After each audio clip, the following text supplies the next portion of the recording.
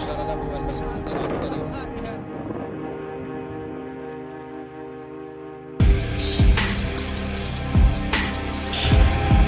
The United States is in a state of confusion and surprise. We fear this. We fear that they have something out that majority of the people don't know about. Olan tüm halkların hakları gibi haklar. Ne aşağı ne yukarı, ne fazla ne az. Pent-up feelings that may result from decades of repression and people who've had members of their family killed by that regime. A lot of killers. Get a lot of killers. Why you think our country's so innocent? But I won't attack it because someone fixed me on. I don't let anybody use me to fight their battles.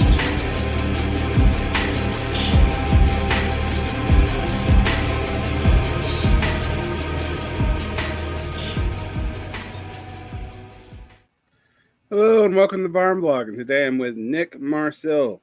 And Nick is formerly Apache Defenders and recently got their your master's in educational policy. Yeah, higher ed policy and student affairs. Higher ed policy and student affairs.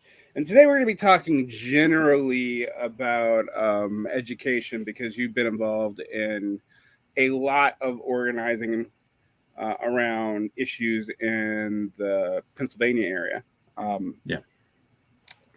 I shared a podcast you did about a year ago on Twitter about PASHE because I've been following higher ed in Pennsylvania. I have connections to Pennsylvania through a former spouse, so it's something that I keep up with. And Pennsylvania used to be one of the more progressive educational policy states, both in higher ed and secondary and primary education.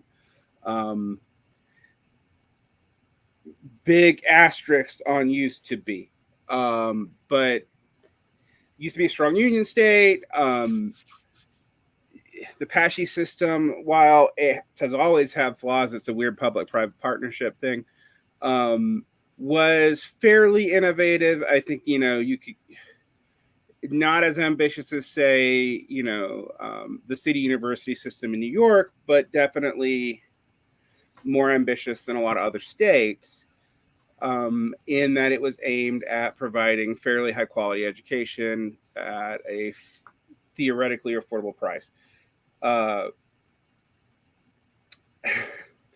I now associate PA with some of the highest tuition costs in the country. It's plagued with the same admin bloat that plagues all universities, but at the same time has been cutting all other staff to the absolute bone. But you've also been writing about other things like the forgiveness of student lunch debts, the kind of ignoble way free student lunch was ended by the Biden administration. There's all kinds of stuff that have come up.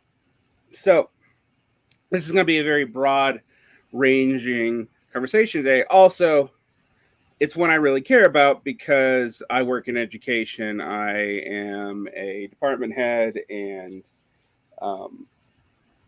educational researcher, now devoted into making online education not totally suck, but which is hard.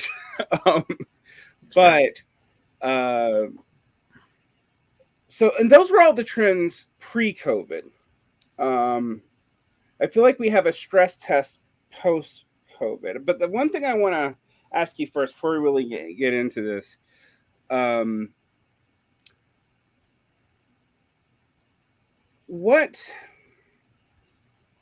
where do you think federal education policy is headed in regards to things like student loans or whatever? Because at the moment, I feel like they've been throwing that bait out for a while and doing not nothing, but damn close. So they've finally taken care of some loopholes that should have been taken care of decades ago.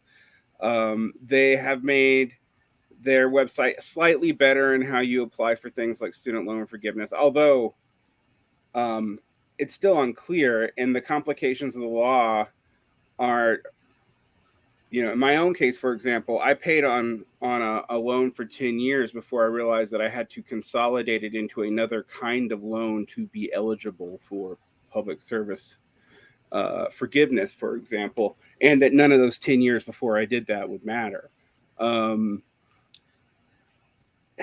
which is kind of absurd.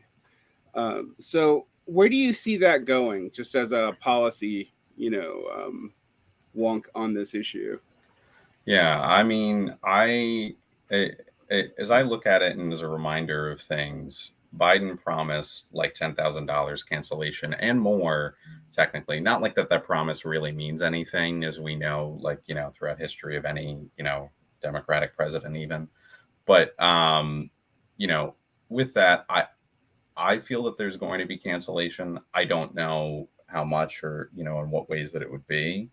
But that's at least what I'm at least thinking. I mean, I know that, and you, I think, even talked about it, of them, throwing out the idea of bringing bankruptcy rights to student loan debt, but stuff like that. And, potential fixes with, and I get it confused myself. I know that there's like IBR and IDR, and I forget, one I think is a subset technically of the other. I could be slightly off, but like income driven repayment versus income based repayment. They have all these different, like, similar sounding names, but they mean slightly different things. And it always is so confusing. And but things servicers like don't legally have to tell you what they mean either, as I No. discovered the hard way. Of course. And that sucks for so many people. I mean, with like $1.7 trillion in student debt, there should be something done about it. And, the Biden administration, as we've seen, has come out, only, small little steps of canceling things here and there for folks who have, a lot of the times fought against this debt, like the Corinthian colleges recently getting their debts canceled. But, that only having happened after, so much time of folks who were striking, for their debt. And, that's part of the reason why and part of the reason why I care about this issue is, you might have seen, Varn, and for other folks, I have $17,000 in student debt, which is not that much, especially compared to like the average either for Pennsylvania or sort of nationally. But it's still something that I think, why is it that someone like myself, or really anyone for that matter, who went to a state-owned university within the PASHE system, which, as you said, yes, very much is extremely expensive in comparison to other states. But, even after doing X, Y, and Z, I still have this chunk of debt. And the vast majority of that is from my undergrad there. I only added like another grand or two from, grad. But it's, it's its own crazy system, and where we have so many sort of means testing things along the way that still just end up with, basically, just like pick one or the other, flip a coin if you're going to end up with student debt. Yeah, I think that's an important point. I have a couple of things I've noticed about the student debt scenario, and I'm going to almost sound like a conservative economist for a second, so people may, probably won't love what I have to say, but there is a way in which student debt has been a backdoor for states, to even states that theoretically have a fairly generous tuition remittance program, like Georgia, my state, did. My tuition was covered by the state, but what happened is that eventually fees became as much as tuition.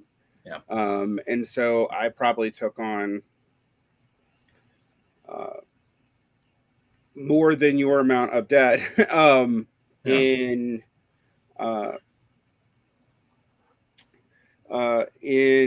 paying just the fees and the housing for college. Not,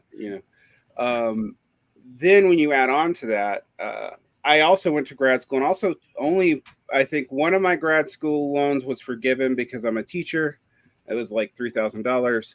And the other one was mostly, was again, I just had like $1,000 covering fees. But I actually owe significantly more money now than I did when I started paying 12 years ago because I had to take a year of deferment. And then I went on one of the IBR plans. And that it actually wasn't the best plan for me. I should have been on public service forgiveness. But also, the IBR plans are 20-year payoffs with between 7 and 8% interest. So I actually, with recapitalization and consolidating with some unsubsidized loans, you ended up with probably after 10 years owing 15K more than when I began. And that is not me not paying most of the time. That's what I want people to understand. So the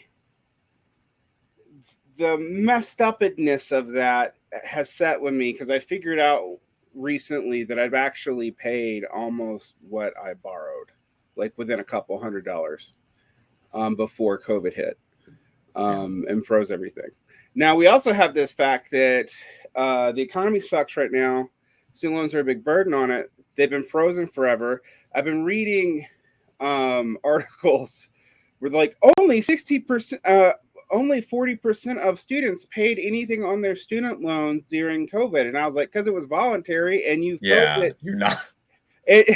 And you also froze it because you thought people couldn't pay it. So why would you expect them to pay it during... I mean, I guess maybe they expected people to throw their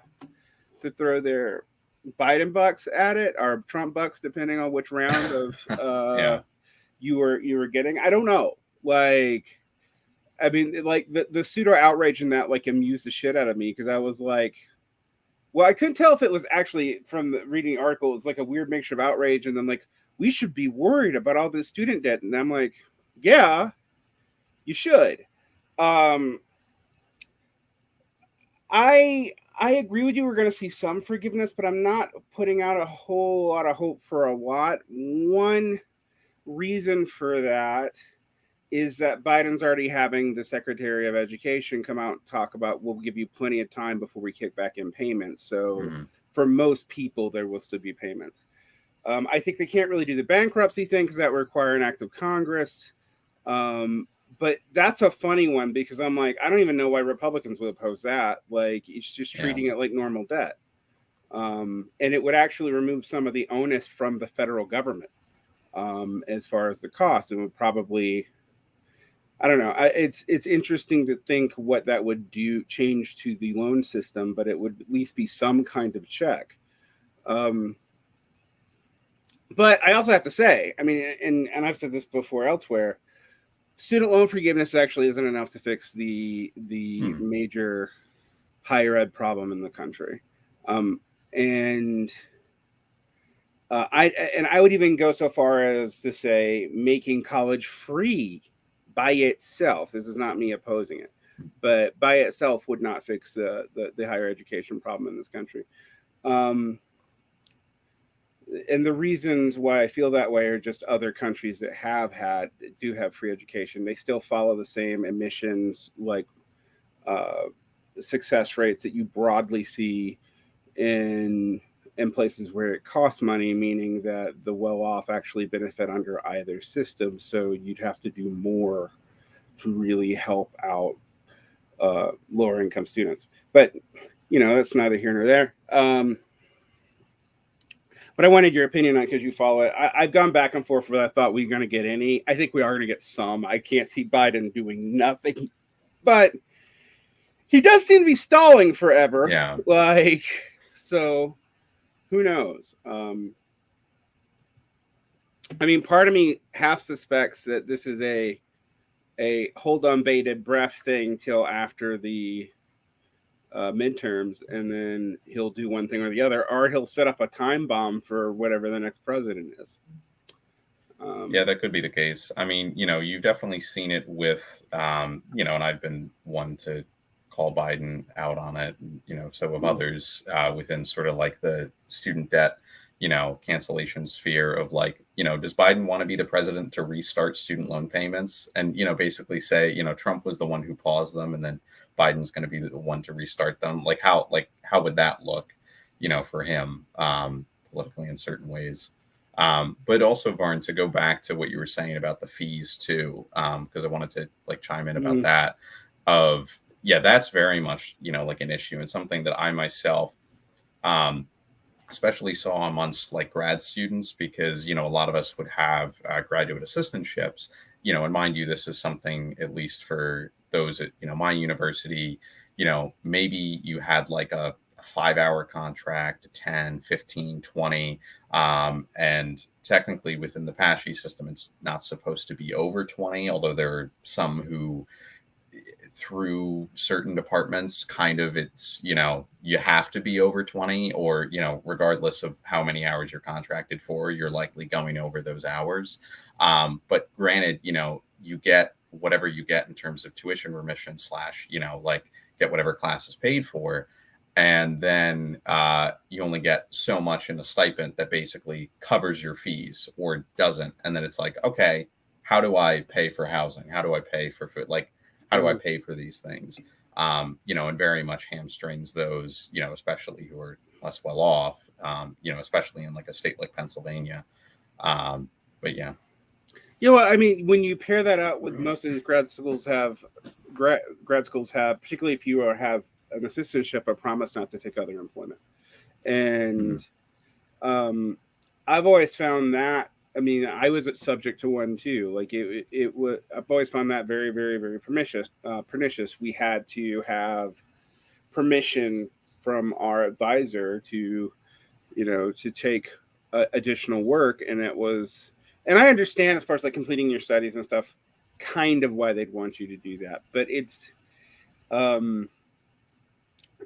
actually is an interesting problem for working class students. And it's one that's been understood for at least 25 years, that like these things with internships that are unpaid, assistantships that are paid, but they're paid very little.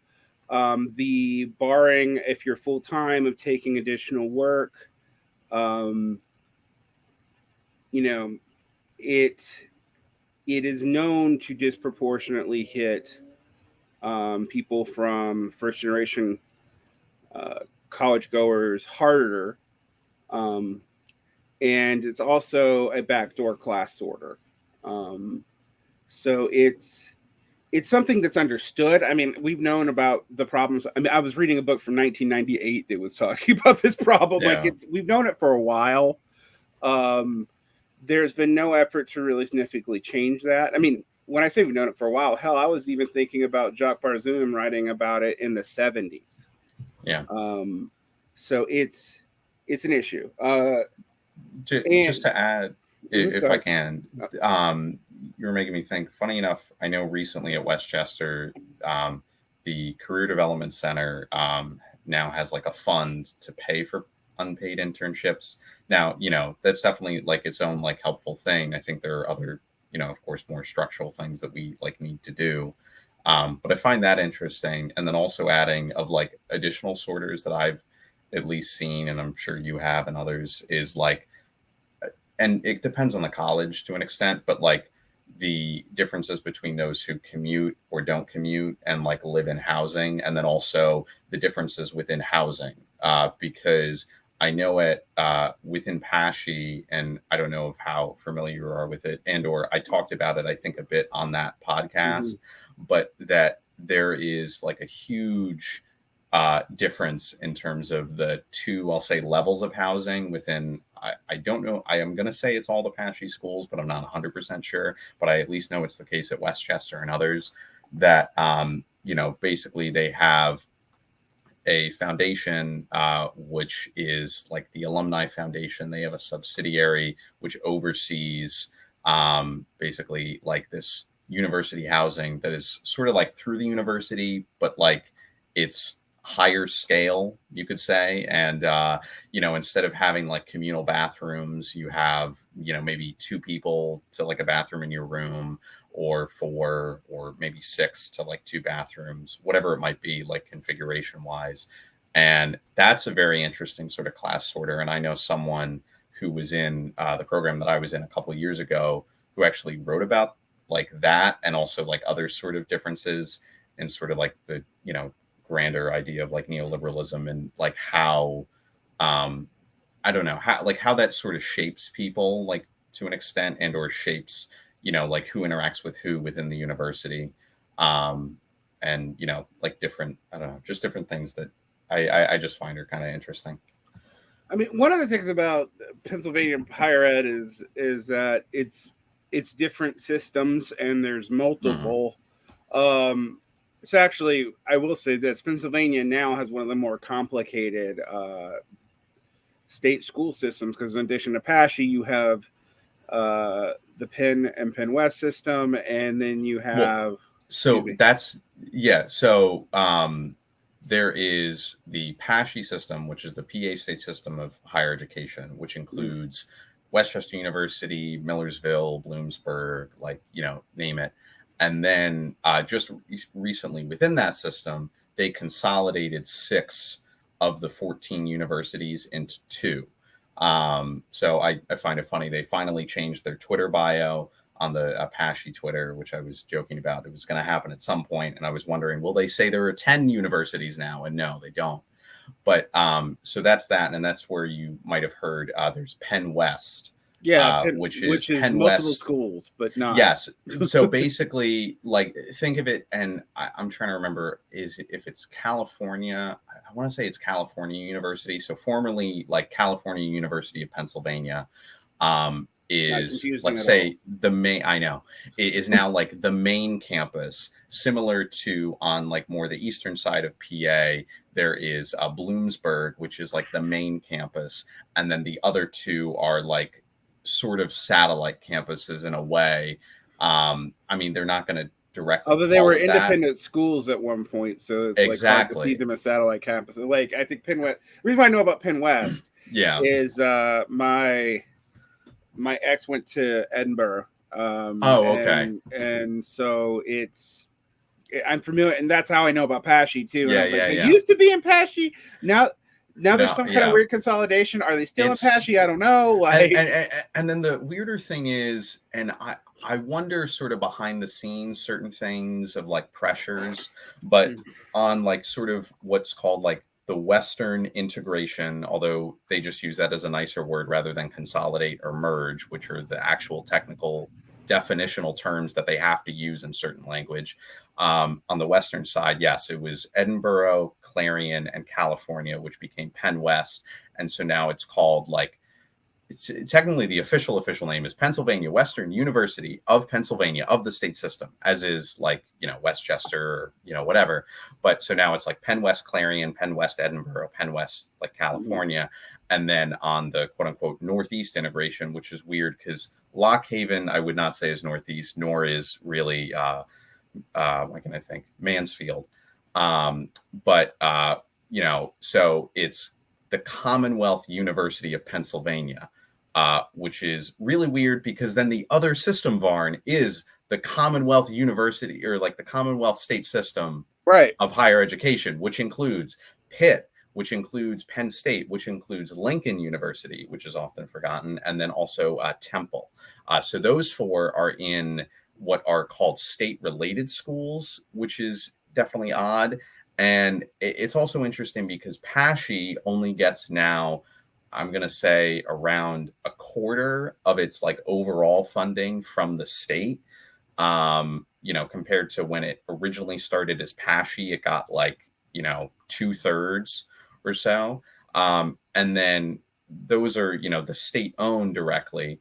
And then compare that to the Commonwealth state system of higher ed, those, you know, 4 that I mentioned, and they get, I don't know how much it is like cumulatively, but, you know, each of them get however much. And that is supposed to help provide like in-state tuition discounts for, you know, those who are like Pennsylvania residents, you know, there. So to give them like an in-state tuition per se.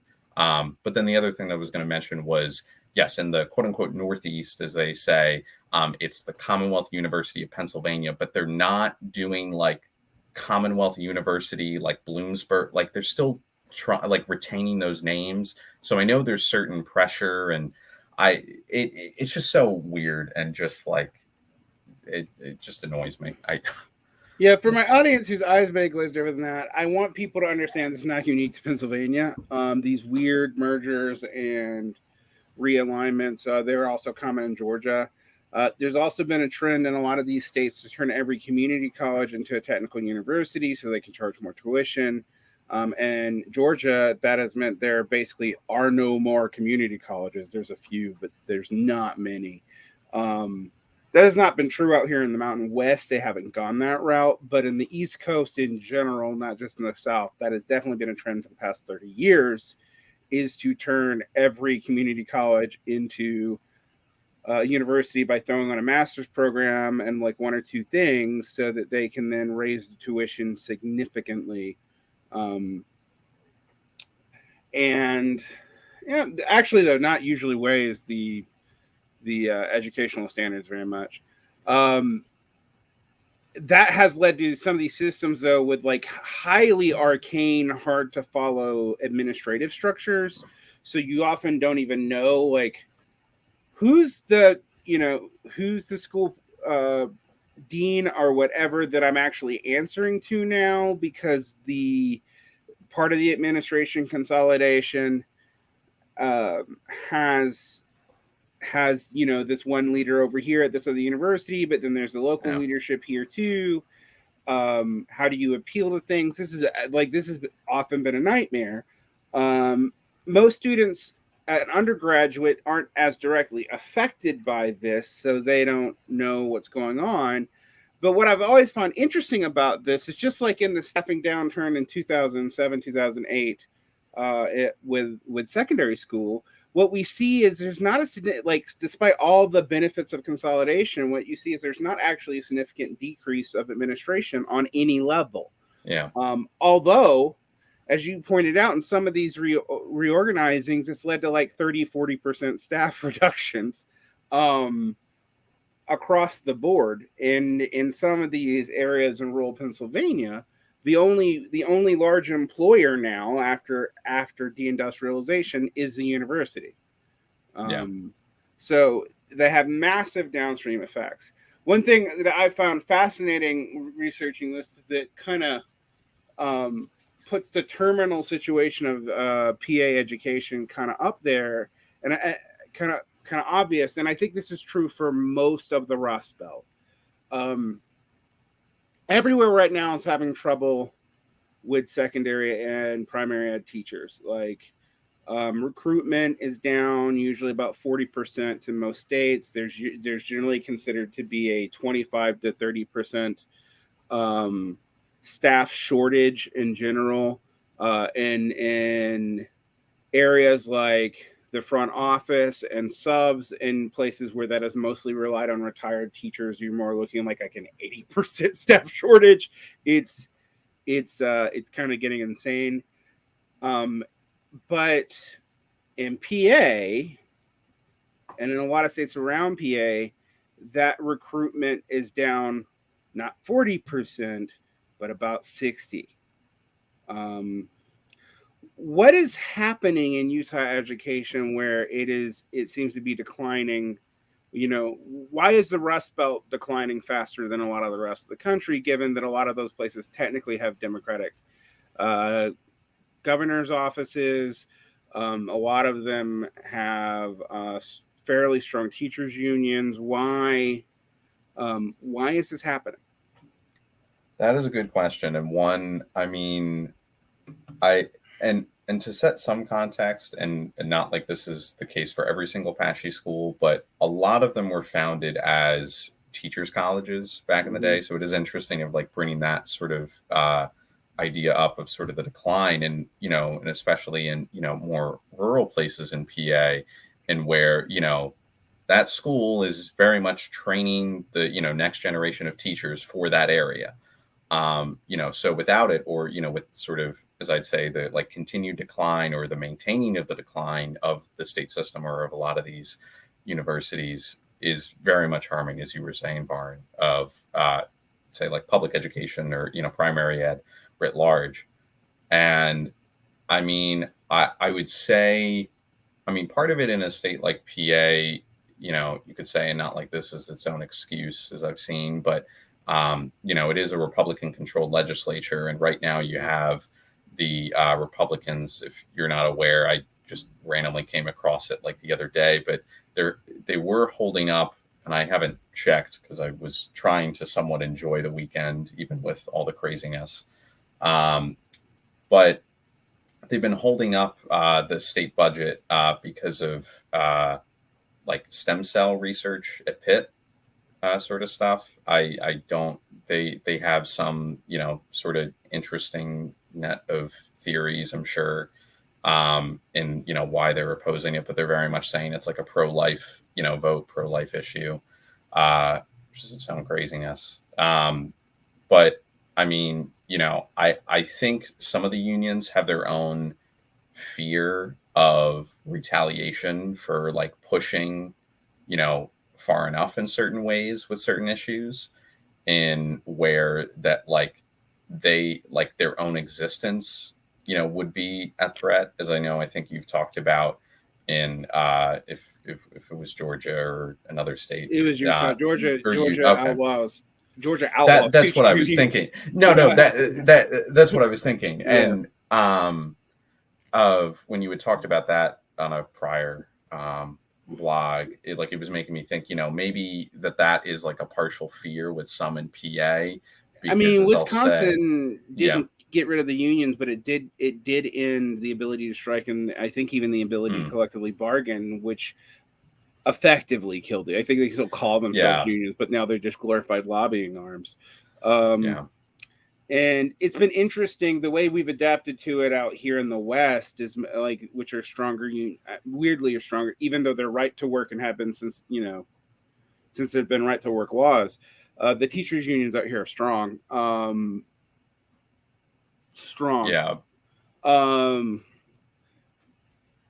That said, we are also, even though we have the right to collectively bargain and to strike, more or less glorified lobbying arms now for the moderates and the GOP, because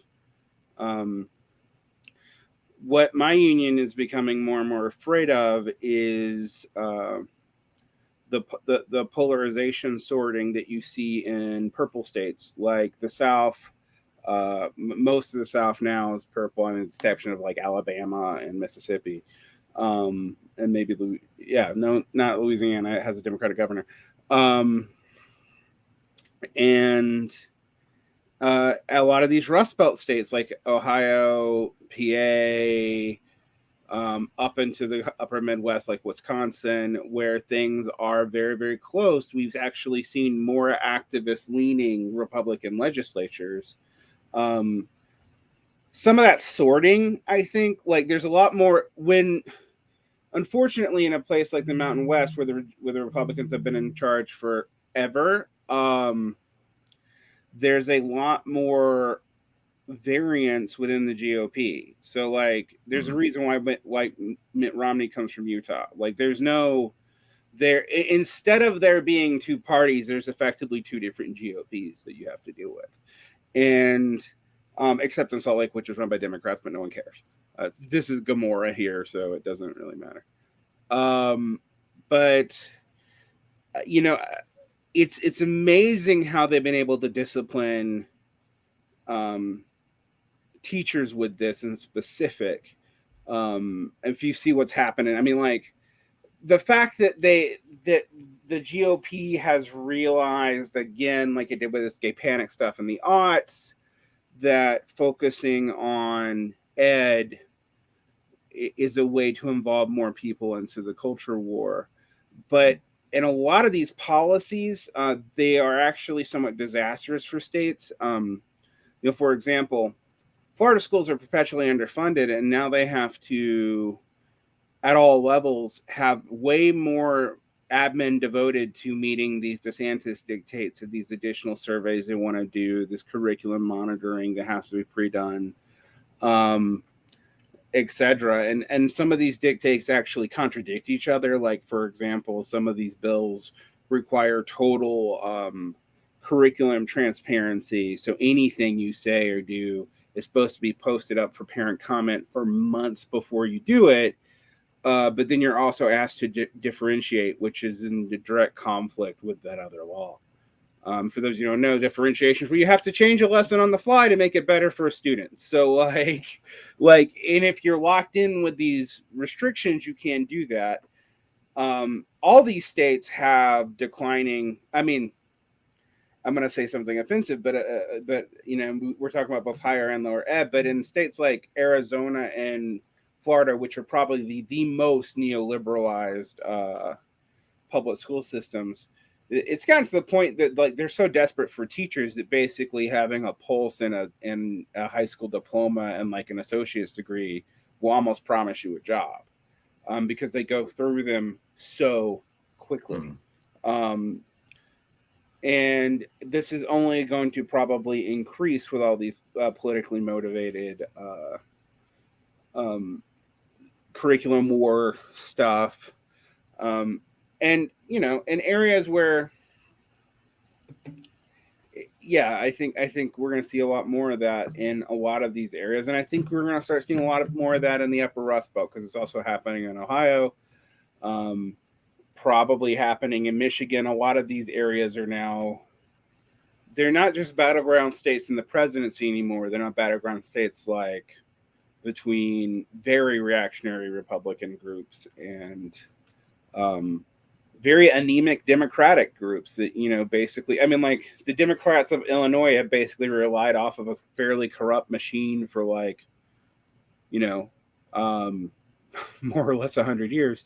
And, PA, I think, has always been a little bit, Democrats have always been a little bit more on their toes, but it seems like they're losing a lot of their battles, even when they win elections. So yeah, well, and have you seen that?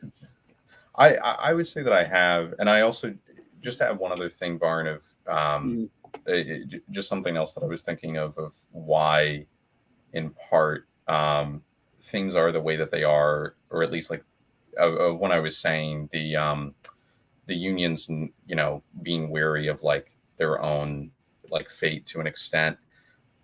And like, the fate of Pesci. One of the things that I found interesting, and I haven't like totally written on it outward as of yet, but I've been doing some interesting digging around, of course, some of the history of Pesci, but more directly, like some of the history of student activism within sort of Pesci system. And there was something that existed, which I find is interesting, that was like from like the 70s through the 80s, although it kind of died out like when Pesci, or like a little bit after Pesci was created.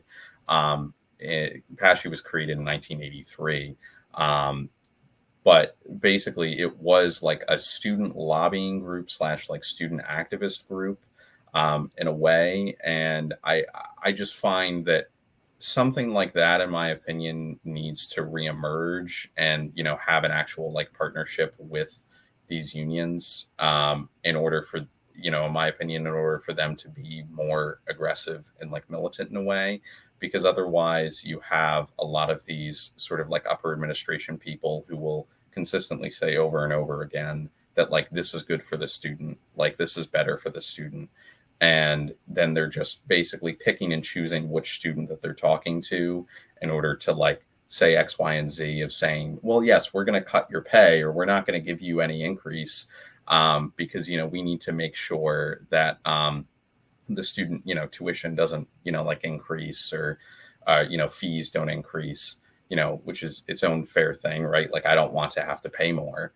But, then at the end of the day, it's, just continuing sort of like this decline of, for a lot of the like faculty unions or, the system as a whole.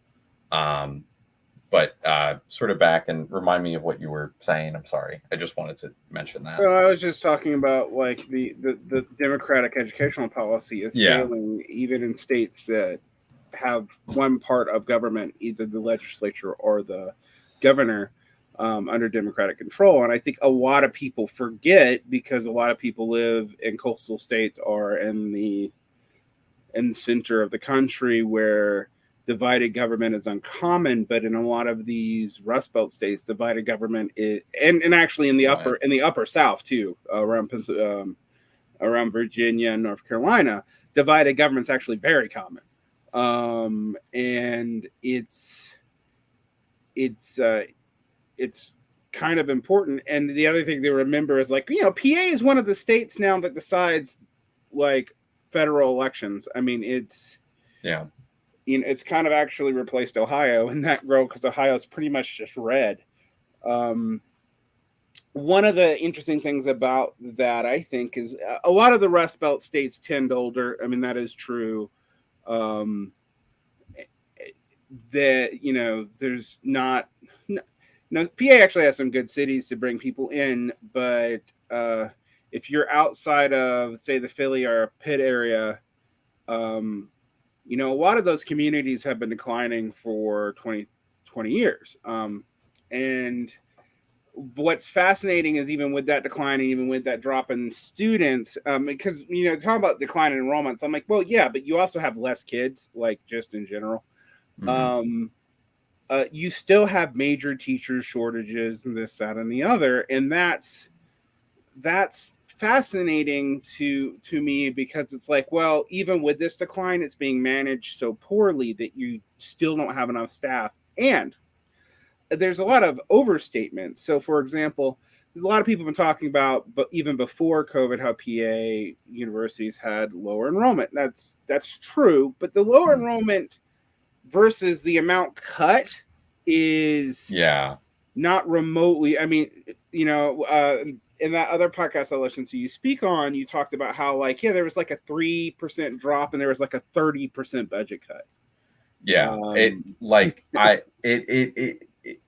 it is just its own, like, absurdity in a way, because those either within the legislature, either the Republicans or the Democrats, who a lot of the times are just not really trying to put up a fight, either against this consolidation or, in my opinion, for like an actual meaningful, like, increase. Because granted, over the past number of years that the current chancellor of the state system has been the chancellor, and mind you, on the other podcast, I think I talked about this a bit, and just to bring it up here, he is formerly of the Bill and Melinda Gates Foundation. Of course, and the devils. Gotta love it. Yeah. And funny enough, the person who was before him actually got tapped to be in Trump's education department as, I think, like, the undersecretary of education. I'm trying to remember the exact title. It's been hard though, because while Biden has not appointed a neoliberal shit Secretary of Ed. I don't know much about Biden's Secretary of Ed's prior history, actually. It's been bipartisan. I mean, DeVos was the worst, but Arne Duncan, like, never met a public school he didn't want to screw. And your current chancellor, Dan Greenstein, reminds me of Arne Duncan. With the exception of, he's finally realized that if they keep cutting funding, they're going to be in a death spiral, because they are beginning to be unable to offer financial support and appropriate services to low and middle income students because these cuts. And he's like, well, that's bad. And I'm like, no shit. You've almost cut it to the point where you have major schools unappealing. If you think about, like, the price to gain that you're going to get when you have a school that's running on a, except for higher administration, on a shoestring staff, increasingly only adjunct instructors. Well, why would you spend a lot of money on that? You might go to another state, you might figure something else out. Or increasingly, I think we're going to see post-COVID, because of decredentialization in general, we're going to see a lot of people just not go to school at all. And that's going to be interesting. Now, I think, I don't know that that's, I'm always torn on this because part of me thinks the expansion of higher education is a good idea if it was done for relatively affordable means for most people. But I also partially think, but it wouldn't it be better if we just could give people with a high school education a good job? Because it is kind of ridiculous.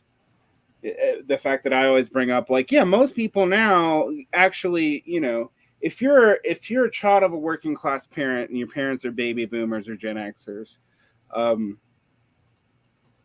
you have to basically significantly outstrip their class position and their education level and the kind of job that they would have gotten to meet not quite their income and wealth culpability. Because while you can probably meet their income, you will not be able to buy a house or whatever to make up for the rest of the wealth for most people, until your parents die, and then maybe you'll be kind of able to do something. Although in the current market, I wouldn't put money on that.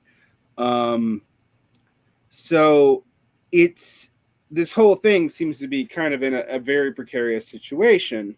And I think the situation in the Rust Belt states is an indicator of where things will probably go for the rest of the country. Yeah. Well, and specifically, like with Pesci, to give the context, because I pulled it up, I tweeted this out. If you check Pesci Defenders on Twitter, not like that, I tweet that often, but I tweet a bit.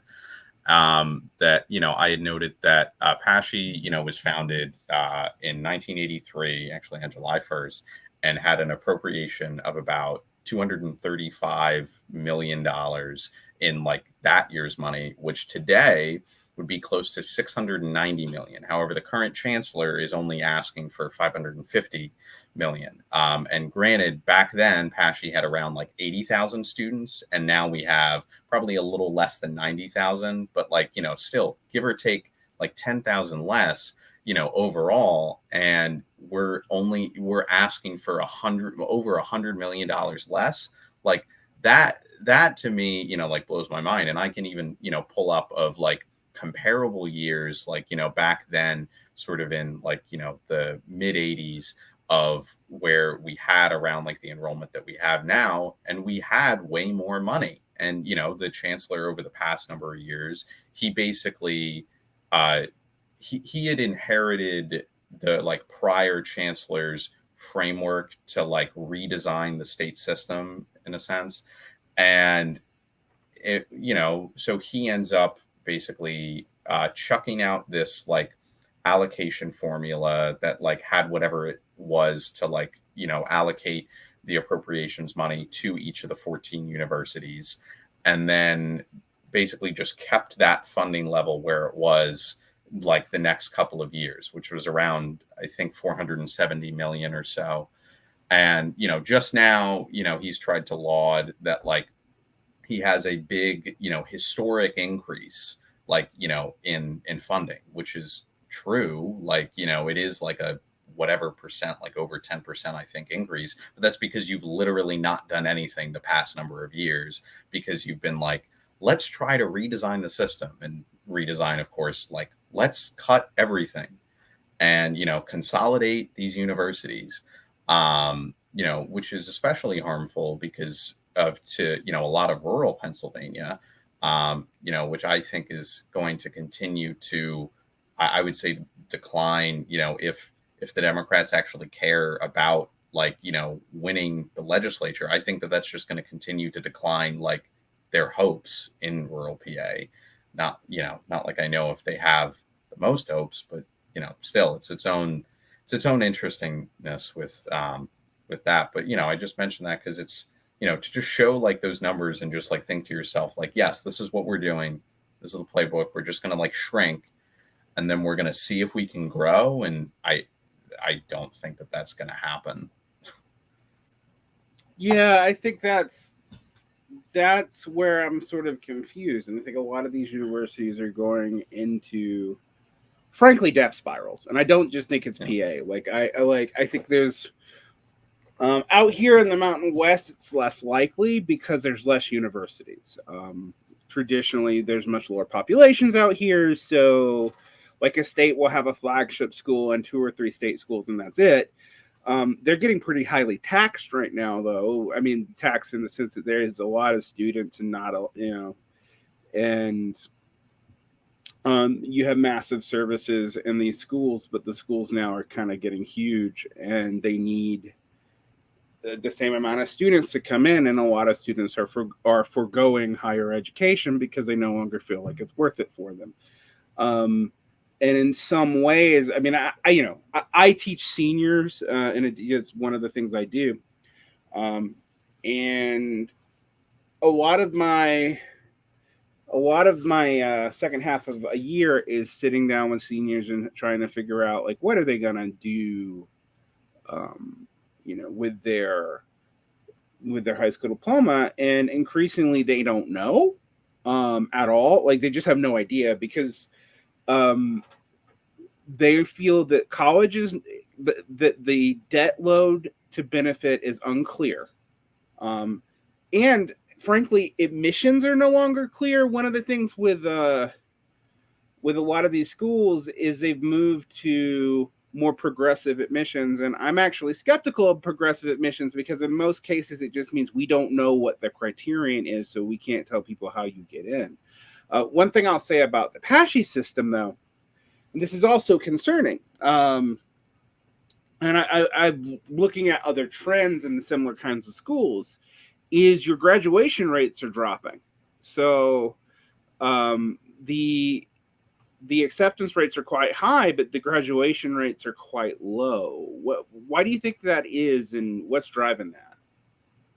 Yeah, I mean, I would say one of the issues, and I think that they've been, trying different things to work on, but is something that I've seen within like the higher ed space, is like retention, because, a lot of students will either, for, you could say, financial means or other means, they won't continue. And I think, Varn, to what you were saying, I think part of it is, some students don't know what their life is going to be, even with a degree, or, like post whatever. And, there are definitely, various factors and ways that, I see sort of PASHE, more specifically that I've seen in Westchester, them try to work on retention, but especially for some of the other universities that are, now a lot smaller, I think it's hard for them to get back to the points to where they were without, in part, that like actual funding. And, in part, as, you've been saying, of the, decline of population of the Rust Belt, and like, who are they actually going to pull from, to come here to this area? And where is a student going to go after going there? And especially with the, with the consolidations, I wonder to myself, like, who is now wanting to go to like Penn West, Clarion, Penn West, Edinburgh, like, because I definitely saw some either, things on like social media, or even I think from like a student newspaper in either Edinburgh or one of the other sort of like Penn West schools, that, some students were like, I don't feel like my degree is going to be worth anything, because like the Edinburgh name meant something, like especially to like this department, or Clarion, especially in this department, meant something. But now with it saying Penn West Clarion, like, who's going to know what that is? Like, what does that mean? It matters, actually. I was going through a school that had a name change, and a really so I went to a university that was called Georgia College, which, if you are in Georgia, is fine. But when you go everywhere else, they either think you're Georgia State, or they think you went to a community college, and then you end up trying to explain how you got a master's degree from a community college, because that's not possible. Particularly a terminal master's degree. So it's fun, and stuff like that. Yeah, been common for the last 15 years. But I don't like, what I don't understand is why so many states do it to themselves, because there is a sense in which, like, a lot of these schools were influential locally. They were a local professional workforce training ground with some, some of them are also liberal arts schools, kind of on top of that. So they were a mixture of liberal arts and professional training. A lot of these schools, and particularly if they're from former normal schools, which for a lot of those were teachers' colleges and that sort of thing. So you needed liberal arts education with some professional stuff on top. That has been sort of a mess, though, as they start changing the names of these schools all the time with reconsolidation. And yes, you'd think, oh, well, people will figure it out, but they kind of don't, actually. It's like, well, this school has been called this for 100 damn years, and like you just changed it for no reason. And I mean, with that too, the other thing of how these schools are being consolidated, a lot of faculty, like a lot, like either adjuncts, are losing, their positions, or even those might have been those tenured, rare, those rare non-tenure lecturer positions, which are full-time and benefits, but not tenured. By the way, they're hard to get too. Like, I used to work in that field, and I had to go out of the country to get, like, I don't want to be an adjunct anymore. I also just, my answer was fuck being a professor, but I think, I mean, one of the things I'll say is there's a lot more me now. There's a lot more people who I actually can think of 4 friends who have PhD level education, either ABD or even completed, and they've just walked away. Like, it's just not worth it to them anymore. Yeah. And I also have to admit, the graduate programs at a lot of these universities, as we've been converting them into universities, have an incentive to, I don't want to say over accept, but that is kind of what I'm talking about. To have a workforce at the university itself, which is actually undercutting those very same graduate students' possibilities for work later. So what I mean by that is, like, well, all these schools using graduate students for what they used to use, let's say, associate faculty for, or lecturers for. And this has been a trend for a while. This has been a trend since the 70s, but it's gotten really pronounced in the last 10, 15 years. But that also means they really are over-preparing, like, they're over-preparing students for jobs that the students themselves are doing as a way for the school to save money, meaning that when they graduate, they're now confined to to put it in perspective, and this is one of the few things where, like, when people talk about elite overproduction, I think they're right in this area. A community college out here in the Mountain West will now be able to find candidates with Ivy League PhDs to take a community college job, which also means now that all these state schools with PhD programs and these higher graduate programs, if they're not professional but academic, those students don't really stand a chance of getting a decent job in the field that they are working in. And the schools have done a terrible job at retooling what they are prepping people for. So if they know that, yet there are still many decent paying jobs you can get with let's say a PhD in history. There actually are, there's good jobs you can get with it.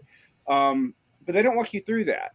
Now, I say this because I do think, for all I think a lot of this is on the legislatures, I also think the universities themselves set their cultural standard norms during the Cold War with baby boomer largesse and the GI Bill, and are still floating off those norms when that is now 20 years gone, as far as, like, the funding streams from that, the government wanting this or that in that way, the government being willing to fund large humanities programs, et cetera, and so forth.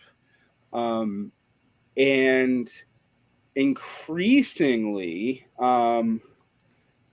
education has been seen as a partisan issue because of the fact that a graduate degree sorts you for being a Democrat, pretty strongly.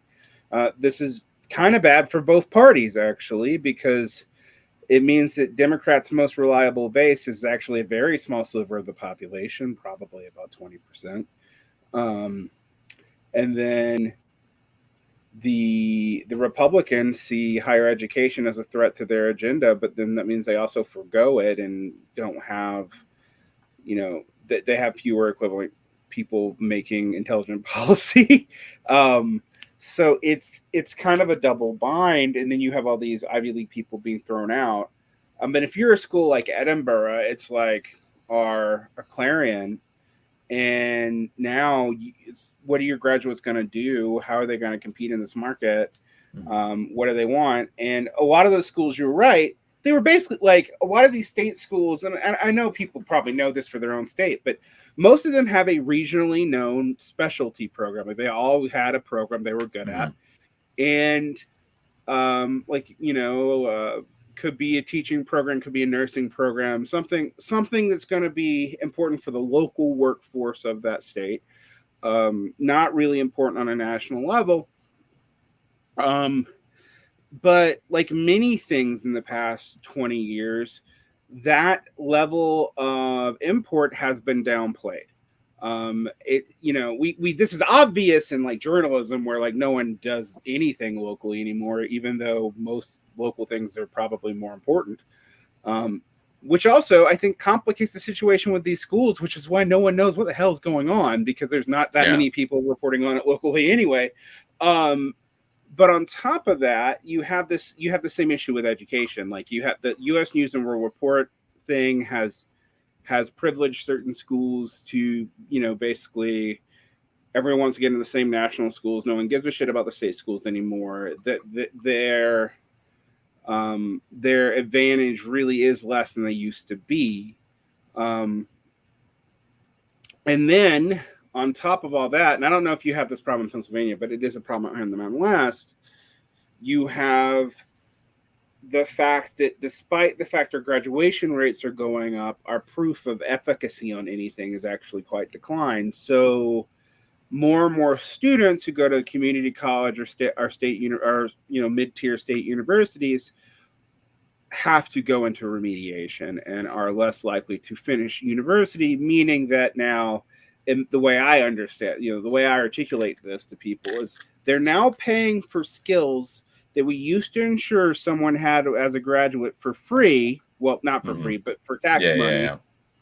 Now they have to pay for it themselves, and the universities will accept them because they need the money, but they're very, very unlikely to graduate.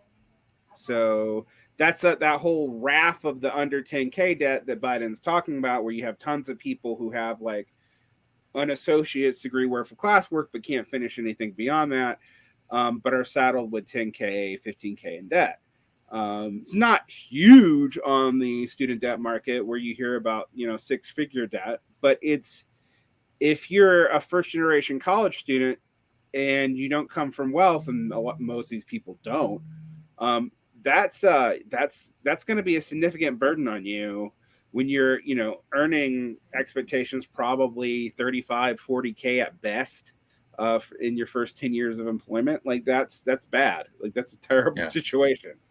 No, and statistically, a lot of those people are those who are like in default, for their loans, with that, which is its own issue. But to go back, Varn, of what you were saying, or like sort of two things of a lot of these schools, are very well known for specific, sort of programs or disciplines in certain ways. But I also find it interesting because the I had learned sort of what I had mentioned earlier of this sort of like activist / lobbying group in the 70s and 80s that, sort of did some stuff. That they had fought back against something known as like regionalization back then, where they were going to seemingly, let's say, make like Clarion the music school and like Edinburgh is like math and science or whatnot. And like just specifically like have it be that, which I find is interesting as something, like fought fought back against then, and like seemingly something that could be happening now with the sort of consolidation of things, and then them basically saying, okay, on this campus you're able to take, you know, these majors, but like if you go to Edinburgh, then you're not able to like take whatever classes, because I think the promise that they said was no more than 25% of your like, you know, major would be like online, or you have to go to like another campus or something. But it continued to seem like a lot of, like, there were, you know, various, you know, programs where maybe you could do your first 2 years, let's say at Edinburgh, but then you'd have to do your next 2 at Clarion or California, because that's where, let's say, those, you know, faculty are. And it's just interesting of the sort of fight for that, because the reason why that's the case is because they had cut the funding to have those programs be at those universities. Like some of those programs maybe used to be there. And now it's like, okay, instead of actually bringing those programs back, we're just going to say, well, you can go for 2 years at this university and then another 2 at like X university, in order to, like, you know, let you still do this program, which is then the question of, well, then why do I spend the time even at this university? Like, you know, Edinburgh for like the first 2 years, or, you know, even 3. And then additionally of what you were saying, of particularly when there's no price competition. Yeah. And then, and then you also, of what you were mentioning earlier about sort of a lot of grad assistants, you know, being forced into these, you know, positions of, you know, places where are they going to go afterwards, or, you know, really just using, I would almost say like using the grad assistants like as a farm team in a way, you know, for things. And I've even seen it because within PASHE, at least to my knowledge, statewide, like grad assistants are not going to be like teaching assistants. Like the faculty union has it in a way where like that cannot happen, because they want to make sure that, like, you know, they have their own, you know, folks sort of teaching. More power to them, because that's rare. But go yeah, ahead. No, it is. But I've even seen it on the quote unquote student affairs side, which student affairs meaning like those in like residence life or new student programs for like orientation, or like various other offices, in where they basically, you know, I don't know if this is the case at other universities, but I saw it at Westchester, where it used to be you would have like a full-time staff member who was like a resident director of a particular like building, which had like, I'm trying to think of how many students, let's say like 700, 800 students or so who like lived in it, and would oversee, like, this is when I was a resident assistant, and would oversee like however many RAs that would, you know, oversee each floor for like whatever stuff. But, you know, now basically all of those resident director positions are gone. They basically said, okay, there were a few sort of full-time people who are quote unquote area coordinators to oversee multiple buildings. And then basically, okay, you're a graduate assistant. You're going to oversee this building with another graduate assistant. And it's just kind of its own thing of like, well, why am I like, I'm getting, of course, way less because I'm not going to be able to do anything full-time. So if I'm over, you know, if I can't be on my parents' plan, I don't have health insurance, or you know, I'm not getting paid that much, but yet you still have to do sort of that same thing. And and just using them in a way is like cheap labor, and just sort of saying, all right, you do your thing. I don't know. It's its own interestingness, but yeah, it's seen both on sort of like the faculty side and then sort of like staff side from what I've seen. Yeah, I think we should also admit that both in higher education and in secondary education, conservatives in this country do not want to admit that they're out to destroy the system, but that when I look at certain things, and here I'm not talking about the traditional things like voucher systems or this, that, and the other, although those have had their own problems now.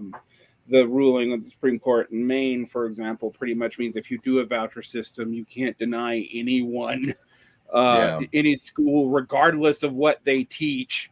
About actually, it's unclear what the line is now, because sectarian educational blocks are no longer significant enough to say you can't fund a school, like it, because it wasn't that. For example, the Maine voucher program, which is a voucher program that was developed because Maine's very rural and there's a lot of places where there's no public school. Some of them have a private school nearby, and the criterion was it could be a religious private school. You just can't use the money for sectarian purposes. That is no longer true. So the voucher, any state with a voucher system now opens them up to funding almost any kind of school. And there is not a clear test now about what the line is, thanks to the Supreme Court. There basically doesn't seem to be one. So there is that. But what I'm actually seeing now is the onus, even in things that seem progressive. So, for example, schools have to fund student fees for students with free and reduced lunch. Well, the thing is, a lot of those are the poorest schools, and those states and a lot of aren't funding those fees. The schools have to figure out another way to do it. So to meet those demands, a lot of programs just get cut. A lot of after-school programs just get cut, things that make the school more attractive. And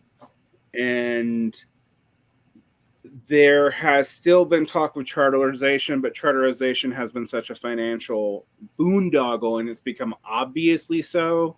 And like the whole private charter $1 million would, schools that are worth millions of dollars, even though they're not technically supposed to be making money, is the only way you can do that if you know how you run a school is scamming. There isn't a way for a school to be profitable like that.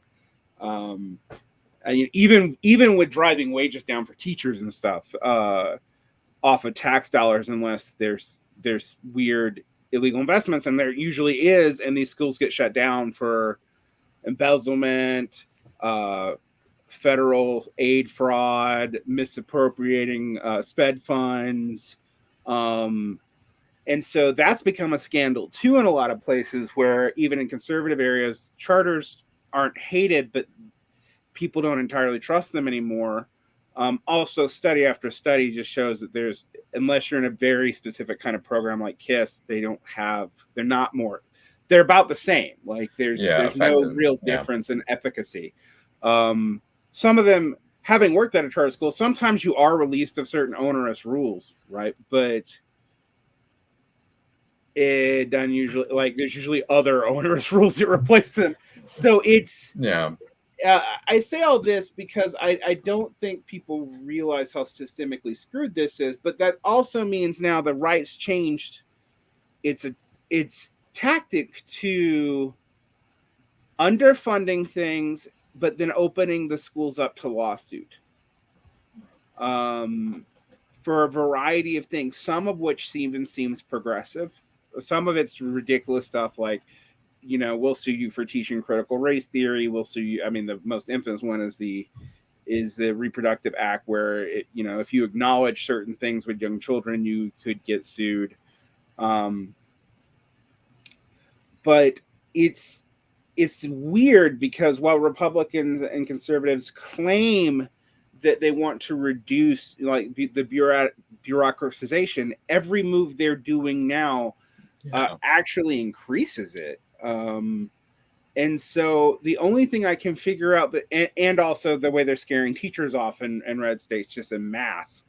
The only thing I can figure that they really want to do is collapse the system. But COVID also showed them that if they totally collapse the system, like they'll get pushback from their own constituency because where your child care is coming from. So there's like the one thing you are seeing is a return to these voucher programs or whatever, but even that, a lot of states are just because a lot of private schools won't take the vouchers, like they don't have to.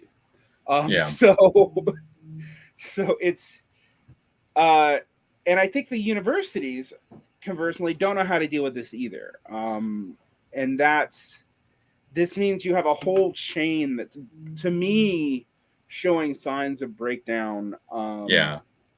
everywhere except for these major schools. So that, like, you know, like Penn State is not being affected by this in the same way. Like this is affecting schools for people who are first time college students, come from unprivileged backgrounds, etc. These are the schools that are being broken first. Mm-hmm. It's not like your tier 1 state schools, your Ivy League schools, anything like that.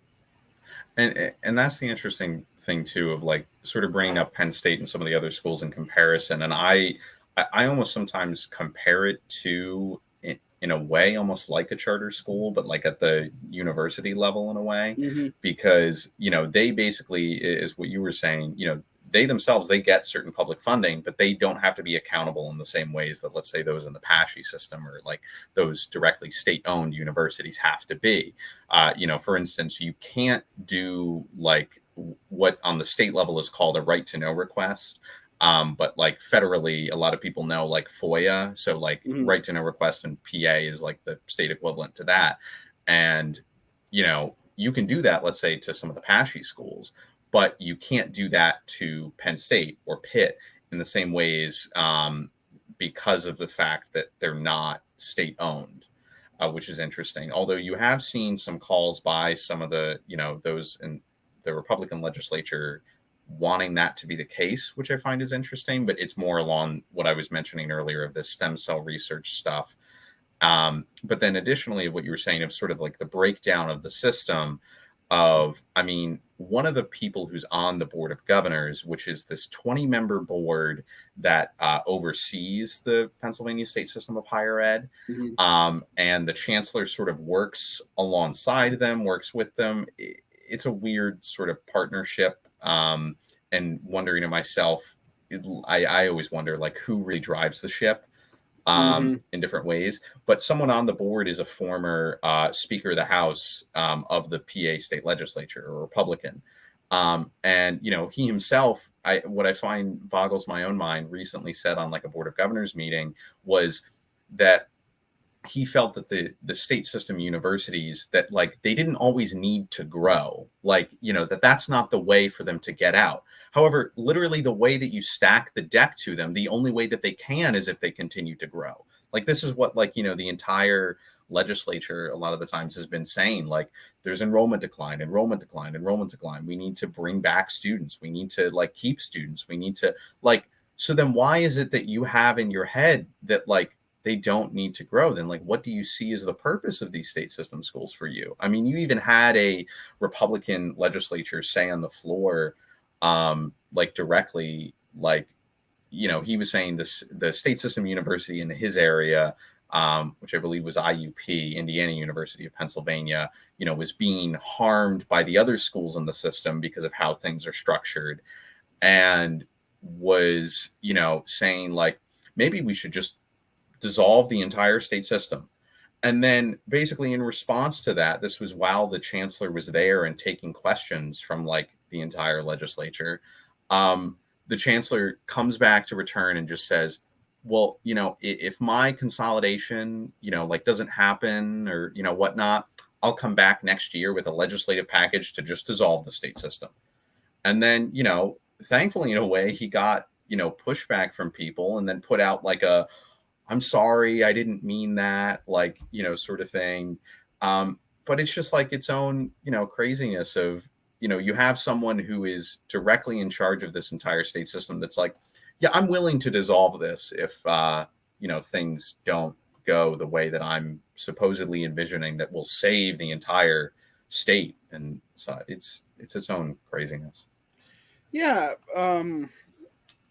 This has been kind of far-ranging and yet also very specific to Pennsylvania, but I really do think people should look at the situation in Pennsylvania, Ohio, and Michigan for higher ed, because I think that is an indicator of where a lot of the country is going to go, except for like New York and California.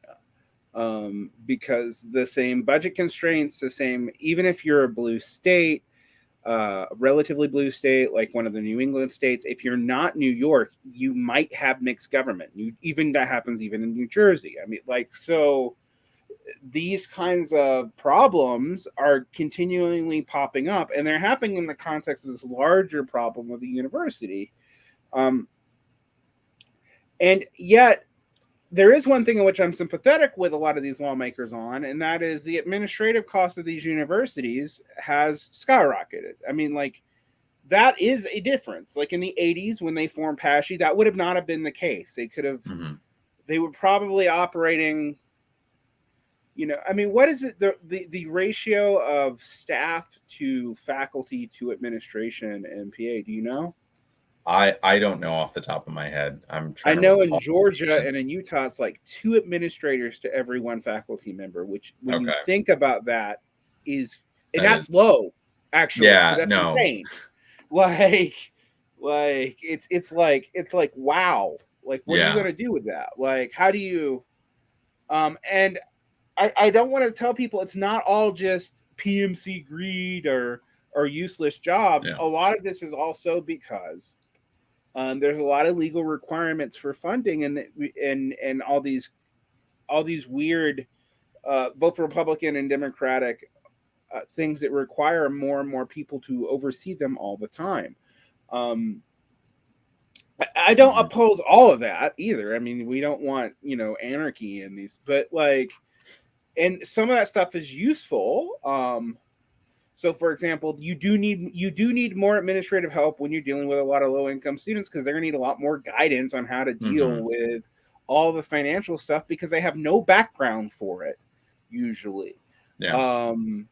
This is, you know, their families cannot advise them in the same way. There's not decades of wealth accumulation, and you need people for that. But we also have, you know, stuff for other things too. I mean, you know. And I think with these universities, I'm not optimistic that things are going to get a lot better, because I don't see significant funding reform happening at the federal level, and the incentives for the states right now are not good, even with Democratic leadership. So I'm saying that things are probably better in New York and California. They are also hitting walls. I mean, it's, but I want to pivot a little bit and talk about secondary, primary ed. I'll let you say what you're going to say before we do that. Go ahead. Yeah, no, I just wanted to add of the one thing of when you said of budget constraints, like, as I always say, like, these in certain senses are made up, like, in its own way, especially with PASHE and especially like with PA, because of the fact that, like, right now I've seen like slightly different numbers, like from like month to month, I think, but somewhere, let's say between like 8 billion to 10 billion of like a budget surplus, like included with like whatever federal funding, you know, for the state. So, like, mind you, of like the numbers I mentioned earlier of like what funding was for PASHE like back then, and that was even on some of the lower side. Like, PASHE historically has had probably near what to like now, like inflation, like near 800 million. And, you know, mind you, if you take like less than like 1% of this, like, you know, like $10 billion, let's say, you could like add that into PASHE and like bring us back to sort of like where things were like in the 80s at least.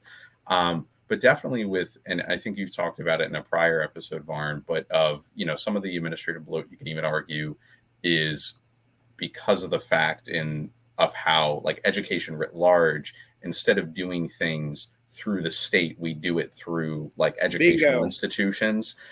And, you know, that becomes its own issue. Yeah.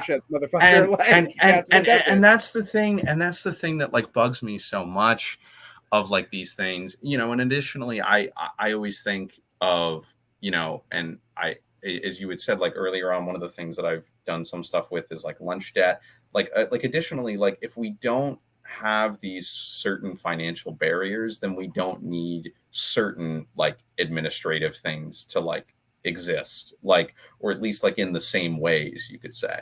Like, you know, why do we need someone, for instance, at like a public university, like figuring whether someone paid their like $100-$200 technology fee or whatnot? Like, why is that not like included? This is literally a state-owned institution, because I had people who were like grad assistants, like, you know, with me and who were, you know, during COVID were like annoyed. And I think rightfully so at like some of these fees, because we're literally at home taking our classes. Why am I paying this fee for this? Why am I paying for this fee for that? You know, and I contextualize it in a certain way of trying to say, well, like, you know, you could say in the kindest way possible, let's say they're collecting this money.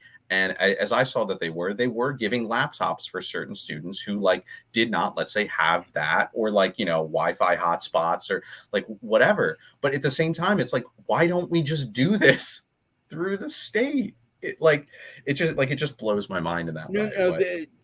What is amazing to me is when people try to argue that these public-private partnerships are based on efficiency, because I'm like, the state spent far less money and had a far smaller impact on the economy during the Keynesian period of development from the late 40s into the middle 70s than it has reducing its staff imprint by half, but yet somehow all the costs for everything and the knock-on effect in the economy, and for good and ill, have skyrocketed during the same period. So if like you think that those make a more efficient state, I hate to inform you that there is absolutely no evidence for that.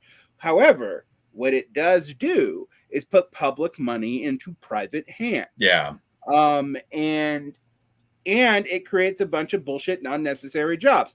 I mean, like, that are shitty, that no one even really wants. Like, and I think about this, the other place you see this, we talk about it a little bit, is in healthcare, where like most of healthcare is like interfacing, servicing insurance systems. Like that's like one of the largest things they're having to employ people for. And it's like, we have a nursing shortage, but we got to keep all these people keeping all the billing going on. And additionally, not only I also use this example, which a lot of friends of mine will like joke with me about in a way, but almost of private money that's put, you could say, into public hands, but like directly for private use. So for instance, at Westchester, something that recently happened was they built this fountain. And I questioned myself, like, why do we have this money for the fountain? And granted, it's some, you know, rich guy who has this money. Him and his wife decided we wanted to give this money to the university and build a fountain. And then I think to myself, and then I think to myself, like, why don't we use this for things that we actually need? Like, what is the point in this? Like, and it's literally, you know, then you have, you know, actual, you know, bureaucracies that are like, you know, and this is what a lot of, from what I saw even the chancellor talk about with the state legislature, but of the fundraising arms now that these universities have to have, like these even public universities that have foundations, in order to try to like get a money stream, but then a lot of the times get, you know, dictated by certain private actors, you know, just like in that example with the fountain. It's like, I'm going to give you this money. And, you know, let's say even they gave like so much more in addition, you know, to like give to whatever else that the university wanted, but that they had to use whatever amount of the money to build this fountain. And it's like, why do you even do that in the first place? Just let's tax them and let's like actually have the money if you say that we don't have this money. This is I mean, one thing I'll say that if this was handled at a federal level, we wouldn't even need the taxation as much, but that's a whole nother problem.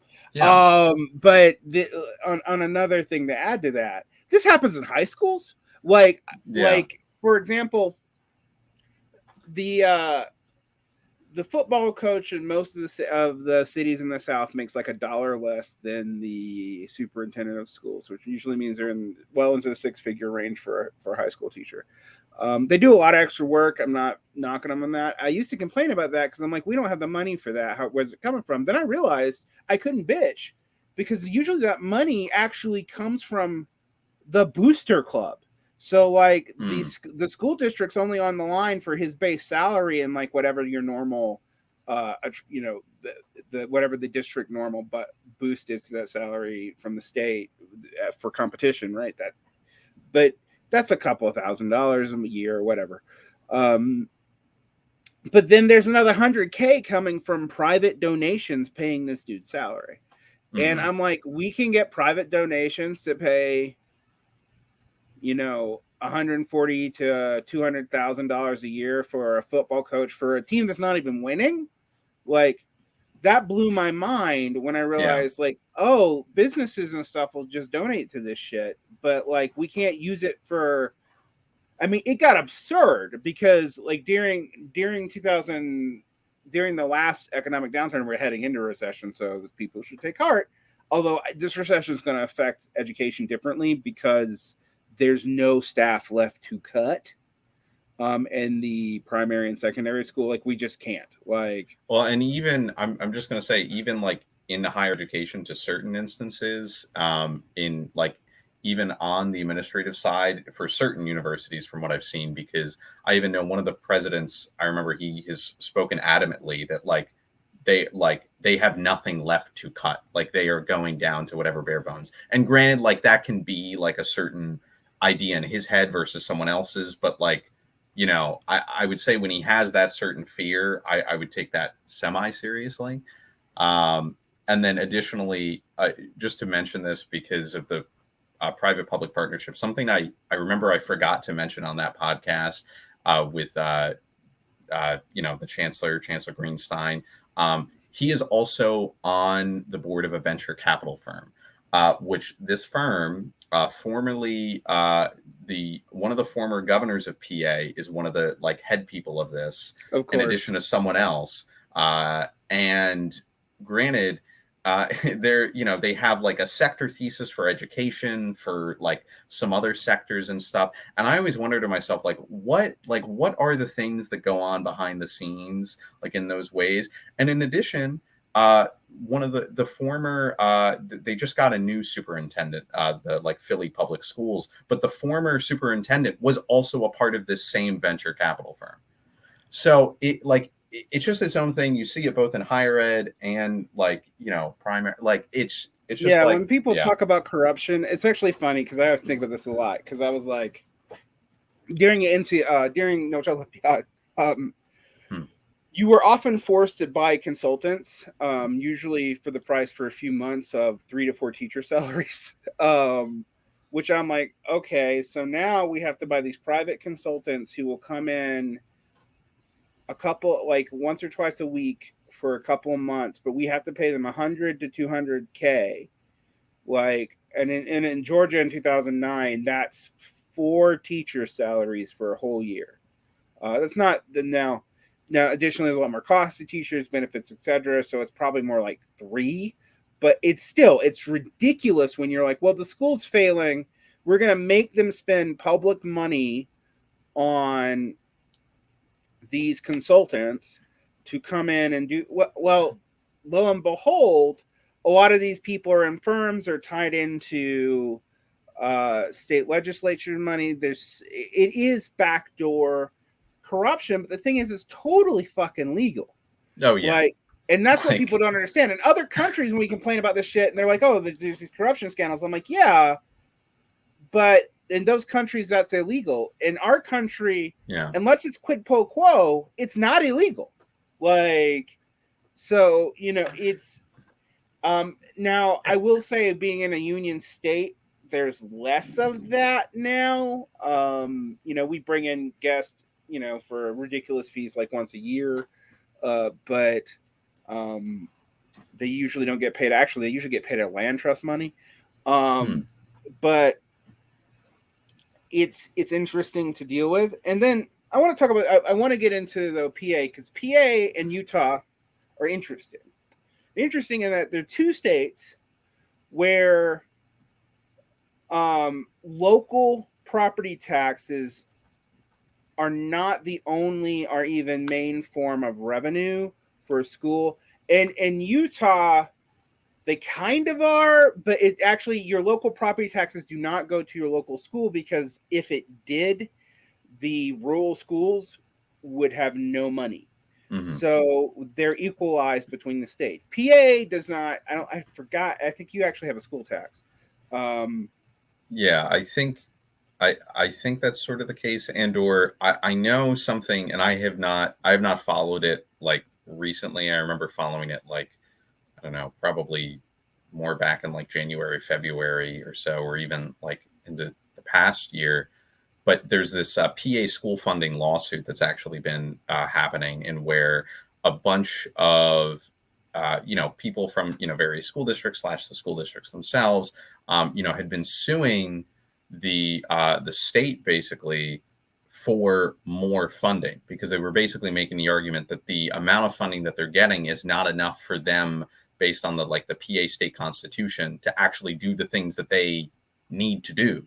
So almost of what you were saying before, or what we were talking about before, with the things that higher ed is legally required to do, or even these public K-12 schools and what they're required to do, and not even getting the money for that.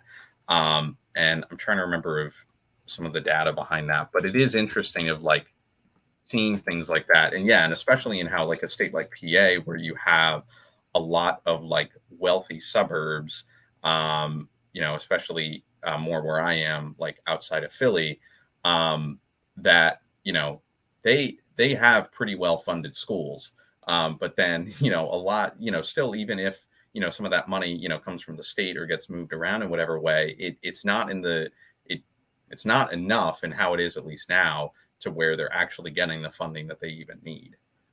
Yeah, I mean, so I was about to say, so for those who think it's just a matter of equalizing the property tax base, it's not. There's still all these because we also have massively unequal schools despite that. So the rich schools are still rich. We have, or they do things, and this is something that I've noticed as a trend out here in the West, even in the progressive cities, where they will open public schools and then put an internal program in that public school, and it's some kind of magnet program, and then you go and look at the income rate for the school, and it's actually pretty diverse, but you look at the income rate for the internal program, and it's all the super rich. And it's people still find ways around this. I mean, ironically, before the Civil Rights Act got gutted by the Supreme Court, to the extent, it actually used to mean that the Southern schools were actually more fair on this, because they were under strict scrutiny under the Civil Rights Act, whereas New York is apparently the most segregated school system on the planet. Yeah, actually, I think it is. I think you're right. So it's at least in the United States, but I think it may be all the school systems that we know of on Earth. So it's kind of bad. Yeah. No, and yeah, go ahead. No, I was just going to add, because I pulled it up, at least. So the case that I was referring to, just to at least give some context, was brought by 6 school districts back in 2014, where several families and 2 civil rights groups alleged that the wide disparities in resources and per capita spending among the state's 500 or so school districts violates their thorough and efficient mandate, as well as the Equal Protections Clause. So, there were various districts, rural, Panther Valley, Shenandoah Valley, Will Penn, a suburb of Philly, and 3 small cities, Lancaster, Wilkes-Barre, and the Greater Johnstown School District, where, basically they're saying, we tax our own residents, pretty heavily, but, we don't have the money for these services. And, that's the case. And also, to add of what you were saying with some of those magnet schools, or charter schools or such, that I feel sometimes people talk about it, but I always try to make it a point of conversation. The money that just goes through whatever sort of tax base you could say, or directly to the schools in public dollars, is not the only thing that you need to think of in terms of funding for these schools, especially with schools that either need extra supports, for their students, as I know you talked about with either SPED. But, additionally too, is if you have a more affluent community, and they're able to send however many of their kids to a charter school or private school, they're taking their own additional dollars that could have, you could say, been spent within the public school, to those schools, either you could say to build playgrounds, or to help build new buildings, or to do whatever programs that otherwise are not funneled through a public education system that could actually benefit a lot of these people who are lower class.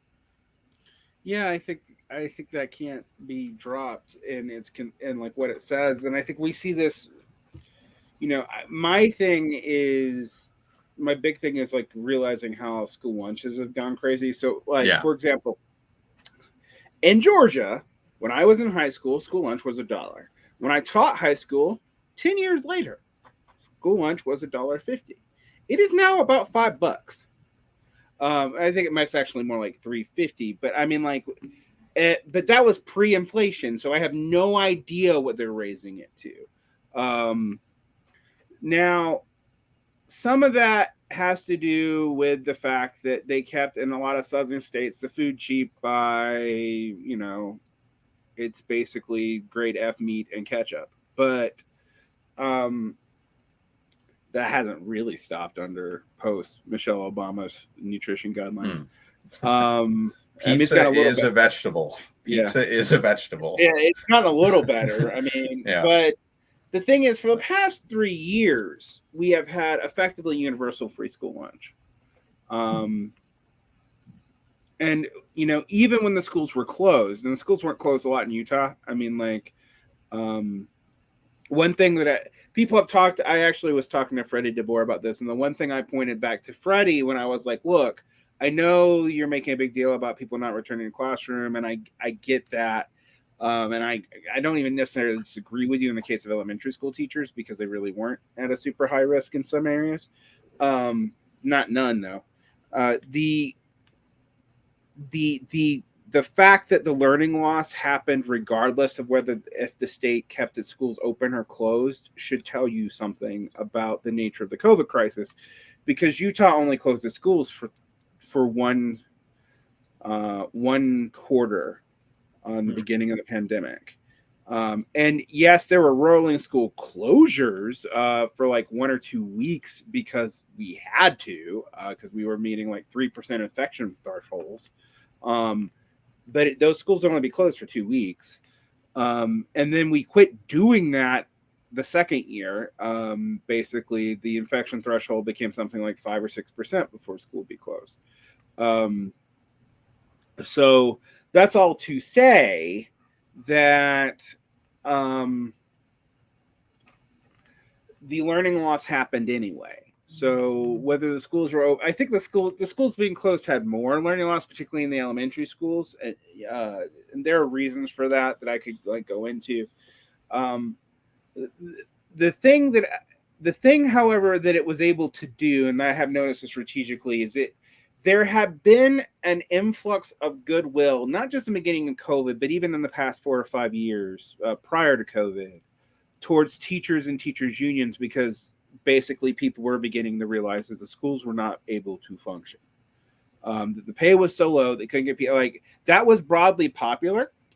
Post-COVID, this has been enough of a wedge issue that it basically has put PTAs and teachers unions in direct opposition. And then you have these new conservative parents groups popping up everywhere, many of whom push conspiracy theories.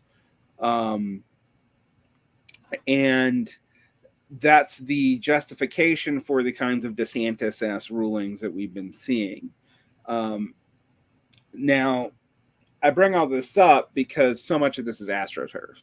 Some of it's real. I mean, I will say, parents being frustrated with the school system, I completely understand, and the only thing I get mad about is I'm like, well, why are you mad at the teacher who has unless when they do something specifically wrong, almost no control over the shit you're complaining about, including curriculum. So, I mean, that's not true in every state and every school, but in some of these public school systems, curriculum is all but scripted. So it's getting kind of ridiculous. But that's been a significant wedge issue too. Not only, I talked about it a little bit with another educator, but not only has it been a wedge issue, but does divorce the parents from teachers and educators in general. but it's also been a wedge issue to divide the unions themselves in a lot of cases. I mean, the response to COVID in a state like PA or in a state like Utah at the secondary school level is going to be highly contested depending on whether or not you're an urban or rural school. And I've said this, and I'm actually somewhat sympathetic to some of the rural schools' complaints, because while some of it's, partisan anti-vax nonsense, some of it is the needs are different between rural and urban schools, but they're not treated differently by the state legislatures at all. Just on a common sense, a semi-airborne virus is going to affect the city a lot more than it's going to affect a small town, just from the number of people who can be transmission vectors. That's basic fucking, that's the kind of epidemiology I can teach a middle schooler. And yet when we were making policy around this stuff at both the college level and the high school level, and the elementary school level, we pretended we had to do the same thing in every area and every region and every age group level. And that's ridiculous. And I was also sympathetic to one of the things you were talking about. Why are the students paying all the fees for campus services they cannot access? Some of them you might still be accessing, but it's because, you've been fixing your budget with these fees, and that's not really where they're going to anyway. Or you're privately contracting out shit, so you can't cut it off. There's some kind of backdoor contract agreement that, I suspect a whole lot of that's actually driving what's going on. But it was also but the kids are right to be pissed off, because they don't have access to all these things these fees are paying for. And the other thing that I think people did start talking about pre-COVID, and I think maybe we'll talk about it again as the shock wears off, was the amount of for these state schools in particular, really bullshit,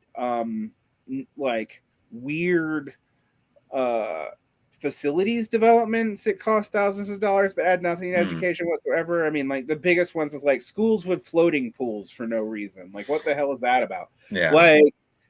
And part of that's because they're attracting a certain kind of student, either locally rich who can pay the tuition, or without state aid, or foreign even. But here's the problem. And I think this is also part of the issue with schools like PASHE and how it's going to affect. And I know people might be getting confused. We're going back fortunately secondary, and post-secondary. But part of the reason why we're having trouble getting teachers, and this is compounding, is a lot of these teachers' colleges that are not these top universities are going away. Well, who the hell is going to pay top tier tuition for a teaching degree? If someone tells me they're going to do that, I'm going to call them a fool, because there's no reason. You don't get an advantage for it. There's not even a job advantage for it. No, and that reminds me of and I wrote about it in our student newspaper, but the chancellor came to Westchester, and myself and some others, we made sure that we had some questions, and such to throw at him. But there was someone I totally did not know who she was, and she was early ed, and asked the chancellor sort of a question basically along those lines of I'm having to go into a lot of debt for this degree that I'm not gonna make that much for. And then she started to tear up and get emotional, and I'm trying to remember the exact stuff that she said, but I could definitely toss you the now unlisted YouTube link for this video of a public meeting. But it's things like that drive me insane of these people are going to go into debt for something which the economy in which it somewhat exists is not going to give them anything, or anywhere towards what you're supposedly charging them in whatever way. And I don't think that the fix, as I think I've seen some universities try to do, is do whatever weird tier thing where it's like, well, if you go to like whatever it is, like let's say like the business school, it's going to cost you like this much, right. versus Graduate like schools, that are often like that way, where like yeah the law schools the law and the medical schools are super expensive. Law school, I don't actually understand why it's super expensive, because you're not even likely to get a job at it anymore. But medical school, I actually get, even in terms of equipment. But it's a problem, actually. It is a problem, because one of the reasons why we don't have any general practitioners is because the cost of medical school is so high. If you don't specialize, you're actually fucking yourself, and you won't make like, I actually realized with levels of debt that a lot of doctors accumulate, unless they specialize, they're literally making about what I make as a teacher after you subtract the student loan debt. Now, that's not true for their entire life, because they're going to be able to pay off their student loans in 10 years, but it is true during that first 10 years. And so that's a disincentive to just be a general practitioner. I mean, like or go into family medicine. There's not okay, so there's that. But I got accepted into a PhD program that was like pretty cheap, because I mean, it was still going to be $40,000, but for 5 years, but if you know what PhD programs cost, that's actually kind of a deal. It was on one of these it was a private school, but it was on one of these tiered bases of because it was ed. They're like, well, and the one thing I will say, they didn't do this with academic degrees, which I find interesting. But I was also like, well, but ed, if I have a PhD in ed, the one thing I can say, I might not be entitled to the most lucrative job in the world, but I will find a job that pays more than $80K. Like, so these weird tier things, they're I don't know. I kind of find them to be not entirely fair, because, like I said, okay, we get a break in education, but like English majors and our English doctorates and doctoral candidates and history doctoral candidates and humanities doctoral candidates and economics doctoral candidates all pay the same tuition for their programs. But they don't make anything like the same money or have anything like the same job prospects. So these tier systems don't really deal with a lot of it. And that sort of reminds me to go back on sort of something from earlier, but of something which recently got changed back to how it used to be. IUP, Indiana University of Pennsylvania, recently changed their like tuition and fee rates to be what is more like, I'd say, standardized throughout PASHE, to where like if you're a full-time student, if you take anywhere from, I'm trying to remember, I want to say 12 to 18 credits, I think is what it is. So that would be like taking 4 to 6 classes, generally like each class is 3 credits, 3 credit hours a week, whatever. And they had used to done it where it was like that was all the same price, which would help, definitely get a lot of students to like actually take the amount of classes that they would need without like having to like, hurt themselves financially, and like to graduate on time. Going back to like this issue of like, why aren't students maybe, graduating? Part of it is that.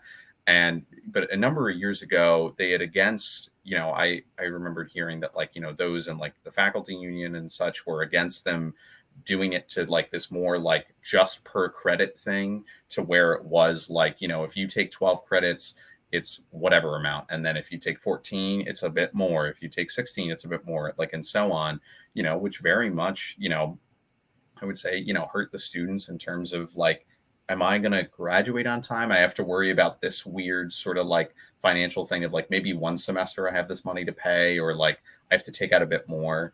I don't know, which I just find interesting, and like sort of that like sort of tier like thing. But thankfully, with I'd say some, continued pressure, I think, against it, they finally switched back to like all right, you're a full-time student, like you just pay this, which is definitely helpful in terms of like the clarity idea of like of how many fees or things that you have to pay, and figure like, what am I actually paying for this degree? Because nobody knows.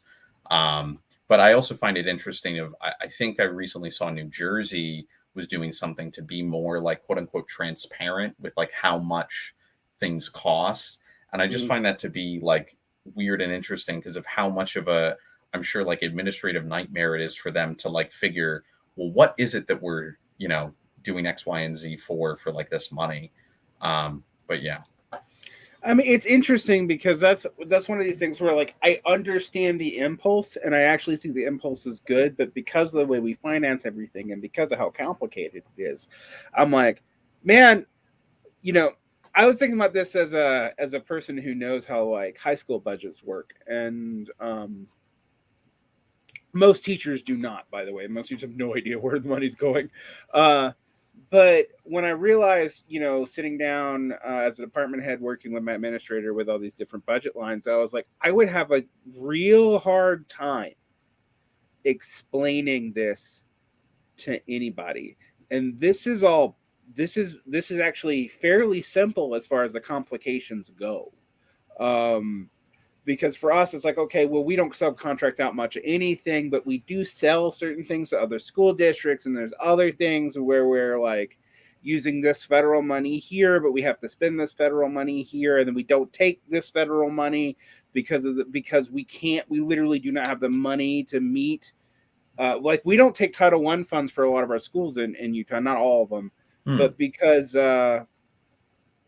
we legally cannot meet the requirements for SPED. We do not have enough SPED teachers. We don't have them. They don't exist. So like, so we forego Title I money at the secondary school level because we can't figure out how to comply with the restrictions. Now we do comply with the IDEA laws and stuff. You have to. Yeah. But like there's some additional things you have to do for Title I money that we forgo to federal funding for because, believe it or not, it would take us more money to accept it. Yeah. At a university, these problems are all over the place. Like there's like the amount of like I'm like imagining someone trying to take accounting of where different grant funds are coming from for an entire university would be amazingly complicated. I just think about a department's grant. Like my partner works in science writing for pharmaceutical research at a university, and there are at least 20 different grant lines she's dealing with in any amount of time. And I'm just like, that's one sub department and one department under like 2 research projects. And holy shit, when you start expanding that out. But the other thing I always think about is like, well, but why are most universities still research universities? Because we really don't need like these normal schools. They don't need to do that, yet we require it of them. Like I'm like, I have been for years been like, why does humanities even require research faculty like at a non PhD granting institution? Like it doesn't make any damn sense actually. Like no, that's like, a good question. And stuff like that. Like it's not like the kids. I have never seen the evidence that like in the humanities, for example, that being a researcher on early Shakespeare makes you a better instructor. I have never actually seen any evidence that proves that assumption. Yet it's built into the university structure. So I know. And also Varn, to what was it when you were talking about sort of like the different funding streams and or more with Utah not taking that money, it sort of reminds me of within sort of like lunch debt stuff of some of the stuff that I've looked into along with like other folks. So I'm a part of a coalition. It's called the Bucks Cancel Lunch Debt Coalition. So Bucks County is a county within Pennsylvania. It's just sort of like north of Philly, and through some of the stuff that we've done, and that's a coalition of, I'm a part of the Debt Collective, but then there's also Bucksmont DSA, which is a part of like Philly DSA, Bucks on Montgomery County, that's Bucksmont, and then also Lower Bucks for Change. But I just mentioned that because like there's interesting laws, and I know it differs like state to state in like how a lot of like school districts can either like take or not take money to, let's say, pay off like school lunch debt, or even to like pay for certain services for things, which is interesting, which is why like it was so great, and now just I would say horrifying that universal lunches are no more. Like it existed like right at the beginning of the pandemic, because they were like, oh, we need to do something to make sure all these kids at least like have like food. If we're gonna close the schools, so and we can't like we're not gonna means test people walking up to school to grab a lunch tray outside. Like, no. Like, are you gonna tell like Johnny that like no, like your parents like make $10,000 more than like what we allow, so you need which to is probably only like $35,000, but whatever. No, but that's exactly the thing, and like. So we had it, and then now just it was officially like June 30th that it expired, and it's done. And they passed. There was enough like whatever fervor that took storm that they passed some like bipartisan Keep Kids Fed Act, but like we're still going back to what was a 3-tiered system basically of school lunches, which is you either qualify for free lunch, which I did for a part-time in high school, you qualify for reduced lunch, or you have to pay the full price, right? And it's just like, why do we do this like this in an institution that is literally like public, and like the kid has to go there? Like there are consequences, as we've seen like in various states, like for instance, like Kamala Harris, where it was like, we're gonna put or lock up the parents for I mean, I will say a lot of the truancy laws have been repealed since then. The problem that I have is like like out here in the Mountain West is it means that like we have like sometimes as low as 40% class attendance some days. Wow. It's and the schools don't want to fix it because if the kids all show up, we don't actually have enough space for them. Literally, like we literally don't.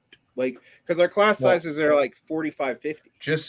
Varn, just do what all the crazy charter schools do and just take them on field trips every day, because you don't have an actual space.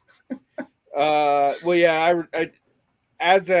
was one of the 2 years I actually taught at a charter school. Will say I have taught at public, private, and charter, and I've taught at private abroad mostly actually, but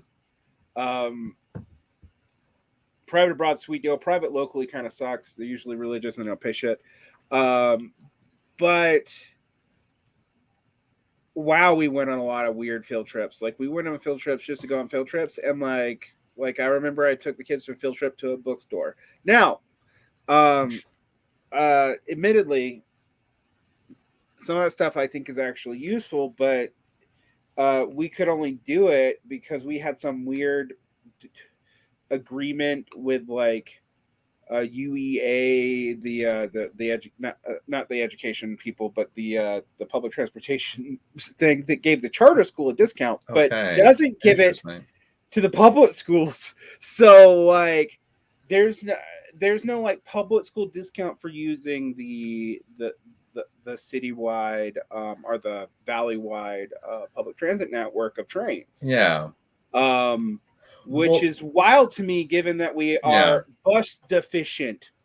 That I find is so interesting. Of like we're going to give it to the charter school, not the public school, and like goes again to what we said of like, or like you had perfectly said of like that we do certain things through like school districts or like just like educational institutions, and not through the state. And it's the same thing with like public transportation. Like there are areas that like, if we had actual like, either improved public transportation in whatever ways, like you might not have to worry about like upon like, some of these kids being like, wasting whatever money through whatever bus service to like pay. Like, it's like, no, we just have like certain public transit infrastructure that actually can be there for like those kids. I mean, especially like high schoolers, where it's like, all right, just go to school, like do your thing. And like get on the city bus, get a pass for free, fine. I mean, like I know it's not ideal, but like we literally have a problem now. Like we do not have enough buses or bus drivers to to do these kinds of things anymore. I mean, like if I back when I was an in classroom teacher, if I wanted to take kids to even do something at another school, the cost of getting a bus, because they were so in demand for me as a teacher from within the school district, so I had to pay it out of my own budget, even though it was a school district bus. This is another thing. Would have been like $300, and then like, but you can't legally. So we can't legally say like. So we're just like, okay, kids, get there however you get there, because I cannot provide you transportation. Yeah. And I cannot require you to use any form of transportation that we cannot provide. Have a good luck. Have a nice day. Move on. It was that kind of stuff. And that stuff is it's a weird problem. Now, there are other weird problems, like some of these contracts that charter schools draw are also pretty onerous. So, for example, like no one's going to complain that we don't make kids buy bag lunches for a school field trip at a public school, right? We'll make sure they get fed, whatever, but they don't have to pay. The paperwork for that at a charter school is actually onerous because someone's privately making the money off of each of those bagged lunches. So that means that they don't want to lose that ever. So you still have to buy them and bring them with you, even though you have no way to hold them, store them, or like it's stuff like that. Like these things pop up all the time in this system because they're basically, it's a hyper complex system because of federation, and then you add on top of that an additional level of complexity, which some things are handled in house, and some things are handled out of house, and some things are handled by contract, and some things are not. And then you have a very dispersed level of administrative responsibility at the school board office level, which is, and often no one even knows who's in charge of everything. And that became clear during COVID when the school boards had to take a lot more active role, and they literally were like, we're not the people who should be doing this. Yeah. Like, that's not what we were elected to do. I'm like, yeah, actually it is. But the other people who are advising you, we haven't subcontracted like a third person for an epidemiologist. So have a nice day. Like, it's that kind of weird shit. Or like, there's one student nurse for the entire damn district, and now we have COVID. So and our district, by the way, is 1 million kids. So what are we going to do? Well, we're going to have a mixture of subcontractors from something else in the city that we're going to pay from another budget, and teachers who we've been exposed to COVID to like handle the COVID room and counting. Yeah. Stuff like that. That stuff is great.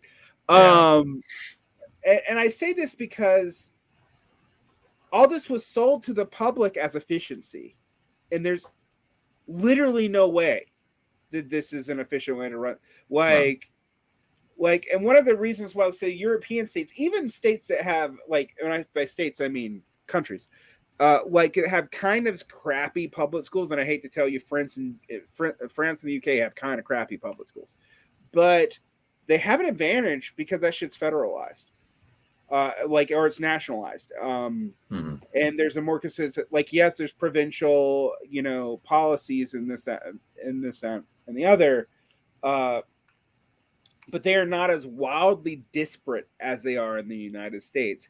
And in certain states, like out here in the Mountain West, they're wildly disparate between districts, and school districts do not conform to other governmental districts. So they're not based on your county or your neighborhood borough or even your voting district. It's a completely different, I think they do have to technically be in one of the larger county districts. So your school district could be like this random thing drawn around. There's two school districts that are basically drawn around Salt Lake. And so it's impossible to explain to parents and stuff why this is happening, because the way we've done it, we've made a system that we can't even keep accounting of. I don't think people realize this. Like, no one really understands everything, including a superintendent, everything going on. Yeah. And who's paying for what and where it's going. And then you have the fact that because of the way we handle education, federal education law that isn't a matter of civil rights, you can opt in and out of, which I don't think people understand that either. If it's a matter of civil rights, if it falls under IDEA or the Civil Rights Act or anti-discrimination court rulings, then it's federalized absolutely for everybody. But other things, even things that people don't always understand, like NCLB affected a bunch of schools, but you could technically opt out of it. As a state, you can't. You could turn down the funds, and so that's another complication in this. And I think this is even more true in universities than in high schools, because universities are not mandatory for anybody. So there's all kinds of optional and compliance funds that schools may or may not take. And so when I we're going over this, but I want people to understand this is unbelievably complicated, and it's hard to reform or even know what's going on, particularly because of the way we neoliberalize schools. Like, that's the important takeaway. Like, it was it was complicated before because of federalization, but we've always been federalized in this country, so that's its own problem. But it's not the only thing. When you add public-private partnerships everywhere into that, like, no one knows where the money is. Like, they really don't. Like, no, and additionally, not only like I feel like conceptually, like, that direct, like, public-private partnership, like, in certain arenas versus one that I've talked about with some folks in reading group that, like, I had been a part of for this one book, and talking about, like, municipal finance and, like, of how that plays into, like, the various funding for things, either, in terms of school districts or, in terms of various, like, other things within the community that very much have, like, a large role to play, within any educational institution. Like, is there going to be a park built, like, however far down the street, from the school, or are we going to build a gas station, or like whatever.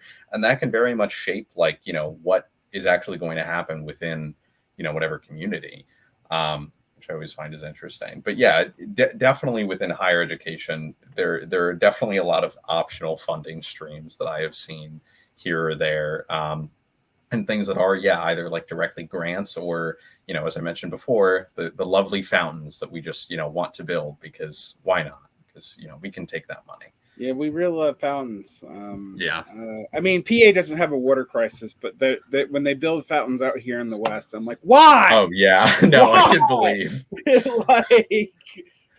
like it's like we shouldn't even have fucking grass. Yeah. Most of the Yeah. We don't have the water for that. Stop it. Yeah. Stop it. Oh. And additionally too, with the craziness of, like, school boards and or of, like, what do they do, or, like, what are their functions, and, like, of how much that differs. I mean, like, very much state to state, I've seen, like, a bit, like, with, like, lunch debt, or, like, what power is vested where, because we ourselves, like, this coalition, were wondering, like, early on, like, because we had seen, I remember some like supermarket chain, I think it was them, that, like, had in a neighboring school district had paid off however much of this, like, lunch debt. But, we were just trying to at least figure out first, like, all right, well, who within, like, the school board or the school district, like, oversees that? Like, who do we need to talk to? Which is always, like, for any issue, like, it is, like, a mystery. Like, nobody, like, as you said, like, a superintendent's not going to know, or, like, no one's going to know, like, unless you are actually the one that is, like, delving into this issue, which is very important, at least on, like, either the lunch debt front or, like, other fronts of, like, all right, where is this, I would say, like, where is this power held? Like, is it, like, held directly within someone in the school board, or is it held within, like, superintendent, principal, or, like, who? Yeah, it varies different greatly, or in some cases, like, Like I think of a school district that I actually studied because they were using it for best practices on low income schools, and it wasn't a low income school. It just said 100% years right. But I actually know something else. It was Georgia Power that actually ran their lunch program, so you wouldn't even appeal to someone within the structure because of this deal. You would be appealing to a company who is granting, like, it's like, so like, no, I don't think Georgia Power technically run the school, like the school lunches on it. That was still at the school board level. But like, if you had an issue with funding or something, you wouldn't go to anyone in this. You would have to go to like a Georgia Power community outreach office or something. It's crazy how like no one, you don't know who's responsible, even in places where like you have like public transparency, and like, for example, every teacher's, like in Utah, my total compensation package is public record and you can look it up. Like it's misleading because there's all these costs that are included in my compensation package that I actually forego because I have better benefits through my partner. But like, but like they're like, well, yeah, it costs us $80,000 a year to employ this person, and something, you know, 50,000 of it is salary, and then another 30,000 in benefits, whether or not they take them or not. But what's amazing about that is, despite all that public transparency and despite we publish our school budgets and fee exams and all this, no one has a master list of where all the money actually goes. No. There's no one place to find it. It's all available somewhere. Like, who is going to do the digging? Like, becomes the question. Right. And I find that funny too, because I know PA has something similar to that, of like all its like state employees. So this includes those within PASHE, right? But I find it interesting. I feel like Utah, in a sense, does a better job because, for instance, when I looked up the chancellor's salary, it was, I think, different than what I had seen other things report on. Like, it was like slightly lower because I think it didn't include whatever benefits package. I think it was just like direct salary, which I find is interesting. But yeah, I mean, like, that is the thing. At least PASHE wise, I've done like some attempts at digging or piecing together things because it's like, where does this money like go? Where does it come from? And like, who is actually accountable for it? Not like the person that is like, oh, this is like the, you know, the head of this, you know, whole thing. So they know, like, no, like they don't. We've bureaucratized it enough to where it's like the assistant of the assistant of the, like, who's like in charge of this direct thing. Yeah. I mean, sometimes even in stuff like licensure, like when I was moving my license from one state to another, they couldn't even always tell me who I was answering to or what the answer to, like, I'd be like, at one point I was like, does this class count? Because while you say you recognize my state's license, you actually require me to have all the same classes as if I went to Utah. What's the comparison? And they're like, well, they literally sent me like, can you give us your syllabi? And I'm like, I graduated from university 15 years ago. But beyond that, why can't you just answer the goddamn question? Like, and they're like, because we don't know. And I'm like, what do you mean you don't know? Like there's somebody in the sub office that actually makes the final call. And I'm like, thanks. Yeah. Like you know, and I'm like, but nobody knows who that, like, even people who work there are not always clear on who that is. So you can't appeal them directly. And like when I deal with charter school stuff, it would be an entirely different company. Like, so you'd have the charter school, charter school nonprofit, but then there'd be like all these different companies we subcontracted with. So like we had different companies doing payroll. So one time they screwed up our taxes, and like we didn't know who to contact. Now, I want people to remember, charter schools are technically public schools. So it's like, no, like you don't know who's actually running the budget line of a public school. It's stuff like that.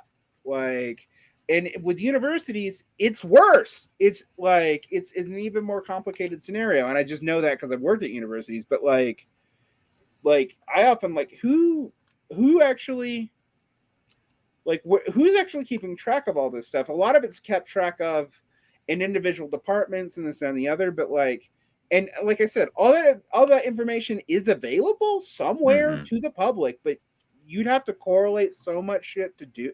Like, I imagine if like a journalist wanted to investigate this, it would be an entire group of journalists over the course of like a year. And I can't think of a journalistic operation outside of like maybe ProPublica that has the time. Yeah. To coordinate all that. And even as its own joke with that sort of issue and public-private partnerships, I had recently asked for the appropriations requests of PASHE, so like of the Chancellor and the Board of Governors to the state legislature for PASHE from like 1983 when the state system was founded to now. And originally I was told, all right, we'll get back to you in a week. We'll get back to you in 2 weeks. And then I had asked again. And then they had said, oh, well, actually, we have a third party who we contracted to scan all this because they only supposedly have them all paper records, which I find like I'm sure someone has like some of the ones from the past like couple years somewhere digitally, but no, they're going to at least like, do all this, not in-house, but with a third party. And it just like makes me laugh of like yes, this is what we do. Public-private partnerships everywhere. Yeah, and then people are like, well, where are the costs exploding? Well, that's why. Yeah. It takes an inordinate amount of money just to track the damn money. Like, yeah, no, it does.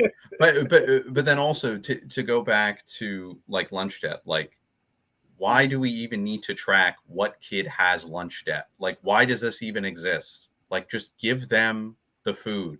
Like, it just blows my mind that like something like at like as small, like as simple as that, like even if it is, as you said, like for yourself, I think the school district around me is maybe like $4 or something. But like, let's say it's $5, like what, like per kid that's actually going to take the lunch, like, in your head that's like what it's worth. And that's what, you're going to pay for it. Like, just do it. Like, why are you going to like, deny this just because someone's, family makes so much? Like, why do you need to waste all your time doing this, means testing for things? We don't do that anyways when it comes to the school district itself of a public school. So why do it with the lunch? No, just don't even have the problem in the first place. No, it really simplifies things when it's just like every kid who wants a lunch can have one. They get one. We just scan it through. Because the other thing I think people realize, we cook the food anyway. If they don't buy it, we throw it out. Yeah. Like, and they're not going to be allowed to donate it anyway with whatever like laws that we have a lot of the time, like in terms of like food safety stuff. But like, again, and not like I think that this is, going to necessarily happen like tomorrow, but within Congress, there's a bill with Omar and Sanders, like Omar on the House side and then Sanders on the Senate side, to make all school lunches like universal, like free, and also cancel all school lunch debt.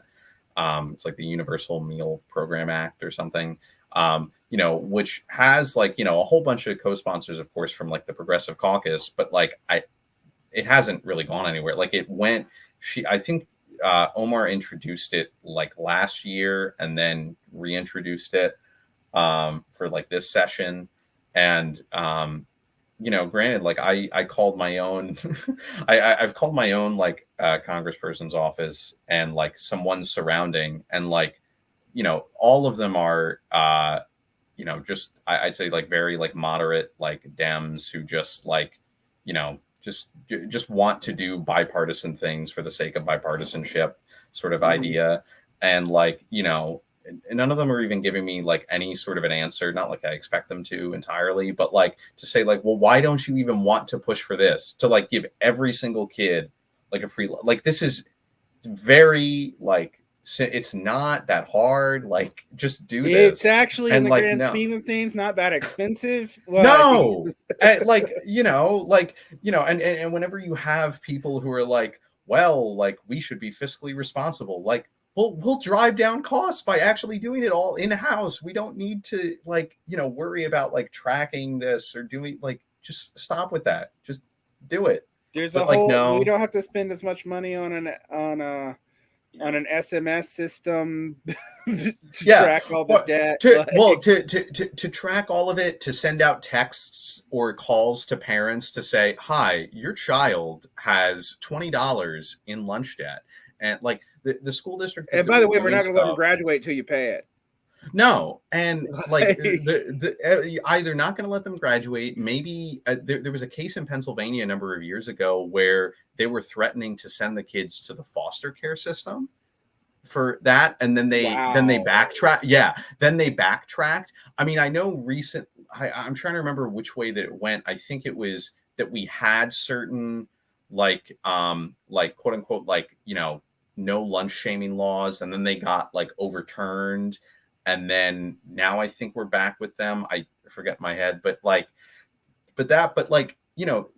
there are kids like with, maybe let's say like $50 in lunch debt. And like, mind you, the statistics that I have in front of me are, it's like 1.54 million students can't afford their school meals. The average lunch debt is like $170 yearly. And of this survey that they have, which I know is like an old survey, and I was trying to find like one more recent, but that they said, I think it was from maybe like 2,000 school districts, maybe a little bit less, maybe more towards 1,000. But that 75% of schools surveyed had unpaid like student meal debt. So it's not like it's a problem that is like, small, at least in terms of like that amount of schools. Like a lot of schools have this, and it's something that they have to continually like worry about, because then they're like, okay, like where are we going to pull funding from? And there are a lot of things state to state that vary of like what dollars can be used for what, which becomes an issue, which is why like if we actually just did this federally, like just give it to them for free. Like just do it. Right. Like, well, like I said, states don't have currency sovereignty, so they have a lot more complications on this. But also like it's amazing to me how much effort we put into this, and yet like we don't collect a lot of money either. Like that's the other thing, like because we will not let you, we'll hold your degree or something, or not get like your diploma or whatever, like hold that, or like prevent them from maybe getting like library books or going on a field trip, or like joining an after school like club or like activity thing. Like what you are literally continuing to harm this child's like education and like their own like livelihood because of like a bit of lunch debt. Like it's pretty astounding when you think about it in that way. And it's like, and it does actually become a major problem for the schools themselves in a lot of ways, even though it's like, because we're devoting staff now to hunting you down. We're spending money sending notifications out. We're spending money on systems to track this debt. We have to recoup the money somehow, but we don't really have a way to make you pay either, because you have to go, and it's and so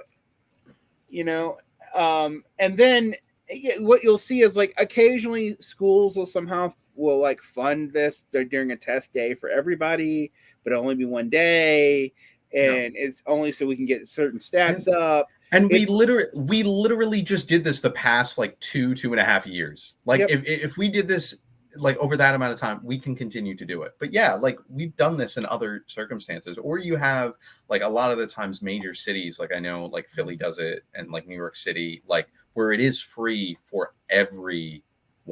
Like they don't do like any sort of means testing with it. But of course, like it leaves so many, areas, like especially I'm sure, like throughout rural PA, where it's like, well, no, like unless you qualify here, like you're not getting it. You have to, pay that amount. Yeah, I mean, the thing is, cities might have the tax base to do that. Yeah, like, true. There's a very different tax base incentive system depending on what level you're at for these kind of additional things. But at the federal level, they can pay for it. They can always pay for it. And if you're going to argue to me that a bunch of school lunches is somehow going to drive up inflation, I'm going to laugh at you. Yeah. Like I'm just like, whatever. One, inflation's a global global problem, and most countries actually already do this. And two, it's just like the idea that a student would pay more than a token amount.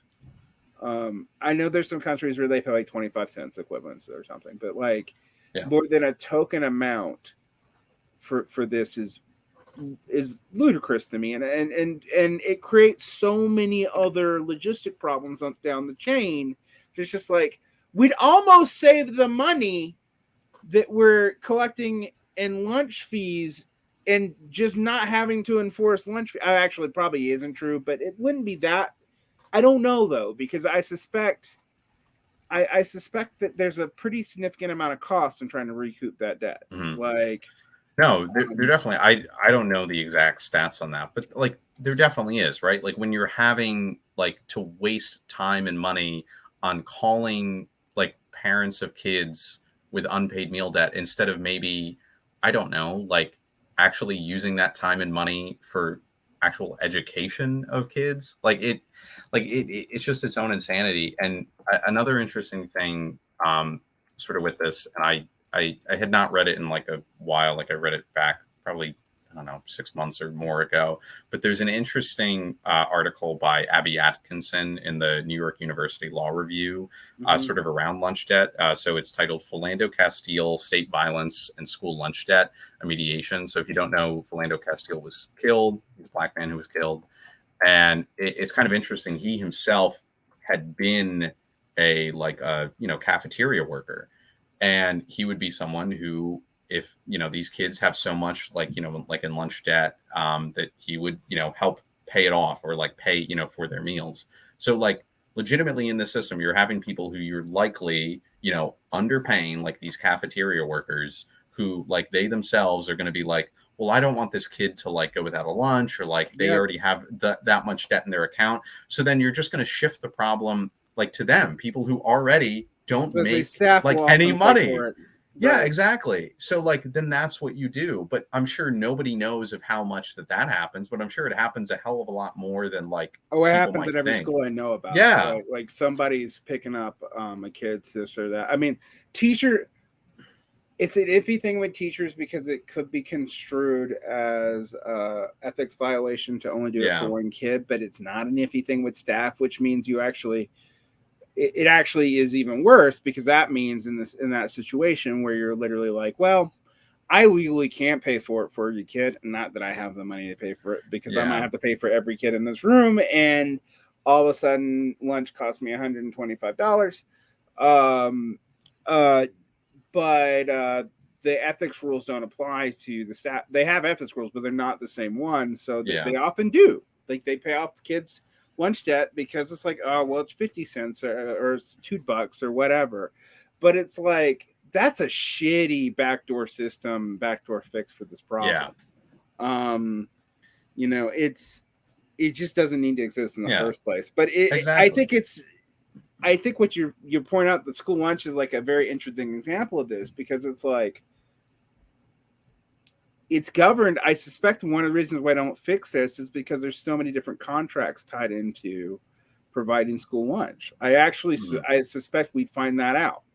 I would not be surprised. I am not as familiar, at least on the K to 12, primary, secondary level, but I had definitely done some digging in higher ed, which is interesting. For instance, Westchester has Aramark as a servicer. Aramark controls so much shit. No, they do.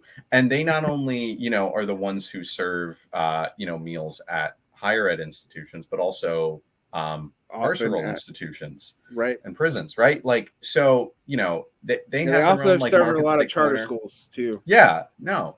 And, it's just its own insanity, and how many different also contracts that they have with various companies to get whatever materials, right? Like they're going to need, let's say, like cups, or they're going to need plates, or they're going to need like certain kinds of food that they get from one servicer and not another, and like, and so on. And that's the same thing, I'm sure, for a lot of like K to 12, and where they do sort of similar things. And then that also makes it a lot harder from what I've seen. And part of the reason why I know some of the stuff with Aramark is from some like sort of like organizing per se with Westchester in like issues around the like meals that are served there, on like a number of different fronts, whether it was like for various like religious groups, or whether that was for sort of like sustainability efforts, or whether that was for like different dietary restrictions, things like that. But, especially when they have so many different like contracts that they're dealing with, like, heck, if what's being quote unquote sustainable, and like this idea of like sustainability, like something will like put a label and say, oh, we're 100% sustainable. But yet, like, you could probably get the same, I'll say like strawberries or something from like, I don't know, down the road, like, at like a local like market or something, and instead of like getting it serviced from this company that is like shipping it across multiple states, or even like let alone across the world. Yeah, I mean, that craziness is endemic to our system, and it doesn't make a lot of sense. And like I said, we've said it over and over and over again, and I think this will be the final point, but like this was sold to people on efficiency, and there's absolutely no way that's true. This is basically private capture of public funds, and it has repercussions that throughout the system, all over the place, from kindergarten all the way up through graduate school, and it's becoming a nightmare. It's making everything unfunctional. And so between neoliberal habits and then hostility to education in general, from a lot of legislatures, it's hard to see how you would make this fair or whatever without some massive federal reforms. But I can tell you a lot of the federal reforms are going to be held up in the Supreme Court, like almost immediately. So it's going to be fun. It's going to take a while. You're not wrong. You're not wrong. So thank you for coming on, Nick. Where can people find your work if they are interested? Yeah, sure. So you can check out my Twitter, which I have there at Marcil Nick, or also at Defenders Pashy, for more like Pashy and like sort of direct higher ed stuff. Also, check out the Debt Collective. You can check out their Twitter at Strike Debt, and more specifically with like the Bucks Cancel Lunch Debt Coalition. I don't know when exactly this is airing, but I know that we're having a meeting sometime in the next couple days along this. But definitely, this will be aired after that, unfortunately. Yeah, no, I figured. But I'm just mentioning that for context. And we recently met with a group in another state, sort of talking about some of the stuff that we were doing to get this like $16,000 of lunch debt canceled for about like 200 plus. Or no, sorry, what is it? No, for like 1,200 kids. I think it was like 200 or more of them have, let's say, over $50 in lunch debt or something. I'm trying to remember if that's the exact statistic, but regardless, things like that. So if you yourself want to, try to, actually put up a good fight in a sense, like within a school board to do something like that, definitely reach out, because we would love to, meet, chat, and, help, because we need to help each other in these times. Like, also leftists run for school boards. Don't leave it up to weirdos. Yeah. No, that's very true. I don't want the, continued CRT crowd to like anti-CRT crowd thing to like You'd be surprised how easy it is to run for school board too, because no one wants to do it. No, I've seen it in mine. It's It's like it's because I literally was like, most of the school board, like we had one contested school board election or something here in Salt Lake, or like two. It was like most of these aren't even contested. It's not hard to run. And while partisan school boards are now allowed here, in a lot of places they're not allowed to be partisan, so you don't even have to betray like your political ideological bias until you, which is how people get in there. Actually, that's part of how there's all this stealth take over school boards because you don't have to declare much a lot of times to run it. But anyway, that's why. Thank you, Nick, for coming on. Have a great day, man. Thanks. You too.